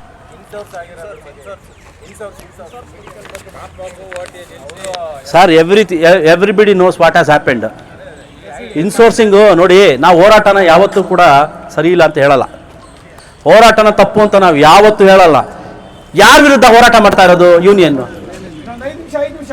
ಮ್ಯಾನೇಜ್ಮೆಂಟ್ ವಿರುದ್ಧ ಹೋರಾಟ ಮಾಡ್ತಾ ಇರೋದು, ಹೌದಲ್ವಾ? ಮ್ಯಾನೇಜ್ಮೆಂಟ್ ಮುಂದೆ ಹೋರಾಟ ಮಾಡ್ಬೇಕಾದ ಅದಕ್ಕೆ ಇವ್ರು ತಪ್ಪಾಗಿ ನಡ್ಕೊಂಡ್ರು ಕೂಡ ನಾವು ಆ ತಪ್ಪನ್ನ ಹೈಲೈಟ್ ಮಾಡಕ್ ಹೋಗಲ್ಲ. ಆ ಸಂದರ್ಭದಲ್ಲಿ ನಾವು ವಾರ್ ಫುಟಿಂಗ್ ಅಲ್ಲಿ ಇರ್ತೀವಿ. ನಾವು ಸಪೋರ್ಟ್ ಮಾಡೋದು ನಮ್ಮ ಧರ್ಮ, ನಾವು ಮಾಡೇ ಮಾಡ್ತೀವಿ. ತಗೊಂಡಂತ ನಿರ್ಧಾರಗಳು ತಪ್ಪಾಗಿದ್ದಾವೆ. ಒಂದೇ ಒಂದು ವಿಚಾರ ಇದರಲ್ಲಿ ಗಮನಿಸಬೇಕಾಗಿರೋ ವಿಚಾರ ಏನಂತಂದ್ರೆ 2019-20 ಜಾರಿ ಆಗಿರುವಂತಹ ಇನ್ಸೋರ್ಸಿಂಗು ಅದು ಯಾಕೆ ಈ LCA ಆಗಿದೆ, ಏರೋಸ್ಪೇಸ್ ಆಗಿದೆ, ಇಲ್ಲೆಲ್ಲ ನಮ್ಮ ಸ್ನೇಹಿತರು ಎಲ್ಲರೂ ಇದ್ದಾರೆ. ಹೆಲಿಕಾಪ್ಟರ್ ಆಗಿದೆ, ಹೆಲಿಕಾಪ್ಟರ್ MRO ಆಗಿದೆ, ಇಂಜಿನ್ ಡಿವಿಷನ್ ಅಲ್ಲಿ ಆಗಿದೆ, LCA ನಲ್ಲೂ ಕೂಡ ಆಗೋಗಿದೆ. ಅದು ಯಾಕೆ ಏರ್ಕ್ರಾಫ್ಟ್ ಅಂತ ಆದಾಗ ಮಾತ್ರನೇ ಹೋರಾಟ ಮಾಡಿದ್ರು ನನಗಂತೂ ಅರ್ಥ ಆಗ್ತಿಲ್ಲ. ಇದು ಮುಂಚೆನೇ ತೀರ್ಮಾನ ತಗೊಳ್ಬೇಕಾಗಿತ್ತು. ಇಲ್ಲ ನೋಡಿ, ಅದೆಲ್ಲ ನಾವು ಹಗುರವಾಗಿ ಮಾತಾಡೋದು ಬೇಡ. ಇಲ್ಲಿ ಹೋರಾಟ ಮಾಡಿದ್ದಾರೆ ನಮ್ಮ ಕಾರ್ಮಿಕರು. ಕರೆ ಕೊಟ್ಟಿದ್ದಾಗ ಏನು ಯೂನಿಯನ್ ಕರೆ ಕೊಟ್ಟಿದೆ ಅದಕ್ಕೆ 100% ನಮ್ಮ ಕಾರ್ಮಿಕರು ಸ್ಪಂದಿಸಿದ್ದಾರೆ. ಅದಕ್ಕೆ ಈ ರೀತಿಯಾಗಿ ನಾವು ತುಚ್ಛವಾಗಿ ಮಾತಾಡೋದು ಬೇಡ, ತಪ್ಪಾಗಿದೆ. ಆವಾಗಲೇ ಬಾಲಸರಣ ಕುಮಾರ್ ಅವರು ಹೇಳಿದ್ರು, ಹೋರಾಟ ಅನಿವಾರ್ಯ ಇದ್ದಾಗ ನಾವು ಮಾಡಬೇಕಾಗತ್ತೆ. ಆದರೆ ಹೋರಾಟ ಅಂತ ಹಮ್ಮಿಕೊಂಡಾಗ ನಾವು ಕಾನೂನು ಒಳಪಟ್ಟಂಗೆ ಆ ಫ್ರೇಮ್ ವರ್ಕಲ್ಲೇ ನಾವು ಮಾಡಬೇಕಾಗತ್ತೆ. ಯಾರಿಗೂ ಏನು ತೊಂದರೆ ಆಗದಂಗೆ ಮಾಡಬೇಕಾಗತ್ತೆ. ನೋ ವರ್ಕ್ ನೋ ಪೇ ಆಗೋದು ಬೇರೆ ವಿಚಾರ. ನಾವು ಯಾವತ್ತೂ ಹೋರಾಟ ಮಾಡಿದ್ದೀವಿ, ಯಾವತ್ತೂ ಕೂಡ ನಾವು ಕಾಂಪನ್ಸೇಟರಿ ಆಫ್ ಮಾಡಿಲ್ಲ, ಹೌದಲ್ವಾ? ಆಲ್ ಇಂಡಿಯಾ ಸ್ಟ್ರೈಕ್ ಇದ್ದಾಗ ಎಲ್ಲ ಸಂದರ್ಭದಲ್ಲೂ ಅಷ್ಟೇ ನಾವು ಹೋರಾಟ ಅಂದರೆ ಹೋರಾಟ, ನಾವು ಸಂಬಳ ಕಳ್ಕೊಂಡೇ ಮಾಡಿರೋದು. ಈ ಹಿಸ್ಟ್ರಿ ನಮಗಿದೆ. ಆದರೆ ಇವ್ರು ತಗೊಂಡಂಥ ನಿರ್ಧಾರ 8 ಪಟ್ಟು ಏನು ಡಿಡಕ್ಷನ್ ಮಾಡ್ತೀವಿ ಅಂತ ಅನ್ನೋ ಸಂದರ್ಭದಲ್ಲಿ ನಿಜವಾಗ್ಲೂ ಅದು ದೊಡ್ಡ ಆಘಾತನೇ. ಇದು ಲೀಡ್ರಲ್ಲಿ ಇರೋಂತಹ ಕೊರತೆ. ಎಲ್ಲಾನು ತಿಳಿದಿರಬೇಕು ಅಂತ ಏನಿಲ್ಲ, ಅಟ್ಲೀಸ್ಟ್ ಒಪಿನಿಯನ್ ತಗೋಬೋದಿತ್ತು. We have very good leaders who can give advices, good advices. ಅವ್ರ ಹತ್ರ ಹೋಗಿ ಕುತ್ಕೊಂಡು ಮಾತಾಡ್ಬಿಟ್ಟು ನಾವು ತೀರ್ಮಾನ ತಗೋಬೋದಿತ್ತು. ಬಟ್ ಏನೋ ಆಗೋಯ್ತು ಬಿಡಿ. ಹೋರಾಟನ ನಾವು ಅವಮಾನಿಸೋದು ಬೇಡ. ಹೋರಾಟ ಅಂತಂದರೆ ಅದು ಮ್ಯಾನೇಜ್ಮೆಂಟ್ ವಿರುದ್ಧ ಹೋರಾಟ ಅಂತೂ ನಾವು ಯಾವಾಗಲೂ ಕೂಡ ಅದು ದೊಡ್ಡ ರೀತಿಯಲ್ಲಿ ನಾವು ಸಂಭ್ರಮಿಸಬೇಕಾಗಿದೆ. ಇಷ್ಟು ಹೇಳಿ ತಾವೆಲ್ಲರೂ ನನ್ನ ಮಾತನ್ನು ಪೇಷನ್ಸಿಂದ ತಾಳ್ಮೆಯಿಂದ ಆಲಿಸಿದ್ದಕ್ಕೆ ತಮ್ಮೆಲ್ಲರಿಗೂ ಕೂಡ ಧನ್ಯವಾದಗಳು ಹೇಳ್ತಾ ಈ ಒಂದು ಸಂದರ್ಭದಲ್ಲಿ ಸ್ನೇಹಿತರೆ ವಜ್ರಾನ ನಾವೆಲ್ಲರೂ ಸೇರಿ ಈ ಒಂದು ಎಲೆಕ್ಷನಲ್ಲಿ ತರ್ತೀವಿ ತರೋಣ ಇದನ್ನು ನಂಬ್ಕೋಬೋದಾ? ಸೊ ಧನ್ಯವಾದಗಳು. HAEA ವಜ್ರ ಗ್ರೂಪ್ ವರ್ಕಿಂಗ್ ಕ್ಲಾಸ್ ಯೂನಿಟಿ